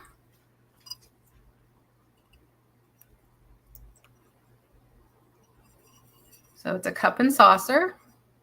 It has a lithopane. Full body. Watch out. Here it comes. There you go. Isn't she beautiful? Very warm day where she is. Very, very warm day. I love that Trisha giggle. There's the saucer. There's no chips or cracks. There's a little bit of wear too. I want to say that's probably a little bit of wear. But it's hard to say. It's still in really great condition. There's no markings. So it's a mystery. And that lithopane piece, very collectible, is $48. $48. Then I had, for $10, I had this awesome sort of mid-century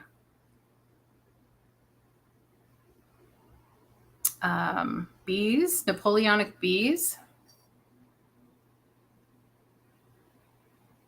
Made in the style of George Briard. His name is on there, but I believe it's probably a line made with his artwork or his style. It's a toothbrush holder. You can use it for other things. It's a porcelain piece, glazed. I had, and that was $10. I had a set for $15, a set of mid-century redwood pieces. This is solid redwood. Of course, California redwood. That's the only place California or that redwoods grow naturally. They have the salt and pepper has one has a sticker and a cork, and the other does not. So together, $15. They didn't come together, but I'm putting them together. I also had the little, for $10, I believe, start. Sorry. Yeah, $10 start. I had this little sun Mexican pottery painted, hand painted. Trinket dish. Very, very cute. I had an imperial glass carnival piece. It's a bowl with beautiful roses. 3 feet on this one. And this was 28, just 28. This beautiful carnival glass piece. No chips or cracks. It's a couple little straw marks here and there. I think this is one right here. Definitely an older piece. Great for carnival glass collectors. I had the beautiful decanter made in France. Handmade, $40. It has 4 chambers for your favorite liquors, your favorite beverages. And it has its foil label right here. Made in France. Has all 4 of the stoppers on top, which is sometimes harder to find. And those stoppers are acrylic. And I had the Fenton Bear. Fenton Bear is 14. Fenton Bear is stamped on the back. And I had the frog made in Chile bowl for 28. Really fun, unique piece for sure. And I had the crock. This is an older, probably wheel thrown pot crock. It's glazed on the inside and out, probably for pickling. It does have that little chip, not little, but 3/4 of an inch long chip. It's a beautifully colored, beautifully glazed pottery piece for primitive style or boho farmhouse chic kind of look. And I had the Weiss earrings that I just showed. And well, I did show this canoe piece earlier that I wasn't quite 100% on. I was asking 25, but it's a really, really neat piece for decorating. I don't know, it just feels like a museum piece almost. Like maybe you'd get it at a, at the gift shop or something. It's a gift shop piece at a museum. Exactly, a replica of a canoe, native canoe. Yeah, so that was 28. It does have that feel to it. It does, and it's a sturdy, hardy piece. It's not like a flimsy plastic. It's definitely beautiful. Okay, thank you. Okay, so I think Carol Lee would like the canoe. Oh, really? Thank you. Gosh, I almost hate to part with it. What will I put my glass banana in now? Thank you. Have to find something else. Oh, I will. Thank you, Carolee. Okay, so I'm going to quickly go through my items that are still available. And I'm going to start with this ring. This was a size 7.5. And it is a beautiful solitaire rhinestone ring. I'll show the sides here. So 7.5, that's how it looks on. It is a really nice big solitaire rhinestone. And this was $10 for the ring. And again, it is a size 7.5. Okay, I have the pair of imperial glass pink. No, this was imperial glass. Their logo, I swear, it reminds me of it. US glass. It does. It's the US and then the big G, just like imperial is. Okay. So this is US glass, pink, depression glass, a pair of plates. These do have a little bit of a lip to them. So if you are serving a lovely dessert with a liquid in it, it's going to catch that liquid. $8 for the pair of plates. Then I have a Fenton milk glass nappy, double-handled. Probably put your bonbons in here. Here are the hobnails on the bottom. This was $12 for the milk glass, and I think this was 6 by 7 inches. For $10, I have the December teacup, all the December flowers on it. This was by Royal Patrician, Fine Bone China, England, and that was $10. For $18, I have the pair of Royal Albert. This is the tea rose. It is a yellow rose, and you get both of these for $18. Here is the back. It says Royal Albert Bone China Tea Rose. So both of these lovelies, $18. I have the bear, the bee bear. There is the master plate. This is from 1997 with the little bee bears. The little cups are like little beehives. There are 2 of them. The plates continue the rose theme. There are 2 of those. Then there is the, I don't know if this is the cream or the sugar, but his little head comes off on purpose. It's supposed to, like he's the little creamer.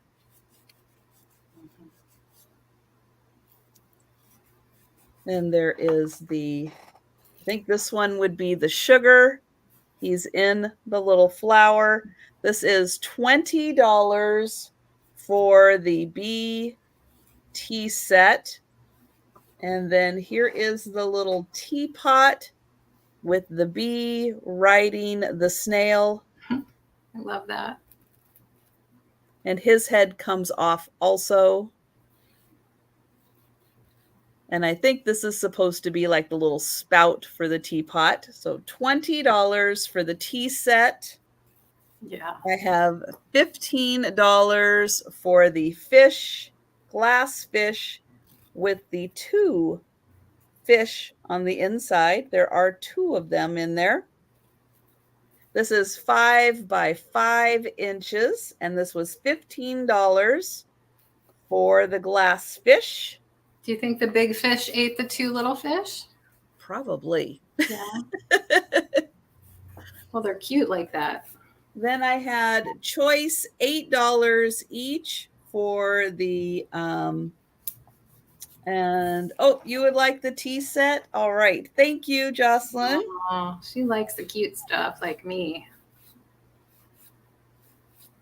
Good one, Jocelyn. I know. It is really cute. Especially that snail. Come on. So here is the antique paper cutouts. This full sheet is a replica of museum collection of the late 1800s. And then this one is Mary Mouse. Oh, so cute. So $8 each for the paper dolls. Okay. I have the silver tone necklace with the, we've got the light blue and the dark blue rhinestones on the silver tone necklace. This is $10 for that necklace. I've got the trinket dish with the L, lots of blue flowers on top, blue flowers on the inside. And this was $8 for the trinket dish. For $10, I had the Mexican pottery vase. This was about might be 6.5 inches tall. It does say Manzanillo. And here is the signature on the bottom. And then it's got a surprise butterfly. This was $10. For $10 also, the clear glass fancy bowl. This was 3 by 5 inches. So $10 for the bowl. And then $10 for the bone china glass, or the bone china giraffe. That's what I'm trying to say. Mm-hmm. And this was by Treasure Master bone china made in Taiwan. So $10 on that. All right. And that was everything. So I am going to get LeAnne up here. Thank you so much for joining me today, LeAnne. Thank you so much, Steph, for all of your help. Ugh. Let's hope this upgrade on my internet was worth it. It's going to be turbo fast now, as soon as they get done with like the whole neighborhood. Mm-hmm. But yeah, so thank you guys so much for coming and hanging out with me while I didn't know what I was doing on my phone. It all went great. It all went wonderfully. Yes, I was hoping they would be done because they said, oh, it'll be down for about 2 hours and then maybe, a little spots here and there. Well, that was more like 6 hours and some down and then some spots. So I don't know what they're talking about. Hi, Gracie. So great. Gracie has decided to join us. So just for you, Thomas, Gracie decided to come over and say hello. Aaron, that's right. Aaron and Kari are having a sale. Jan, Antiques from Karen, also having a sale. So lots of stuff going on tonight. Thank you guys so much. I'm going to wrap it up so you guys can go hit the other sales. Yes. So yes, make sure you're subscribed to Aaron Proctor so you can easily find his channel, and Antiques from Karen. So yeah, get 2 devices going, watch one on your phone, one on the TV, have a great time with their sale. And thank you guys so much. Thank you. We will see you next time.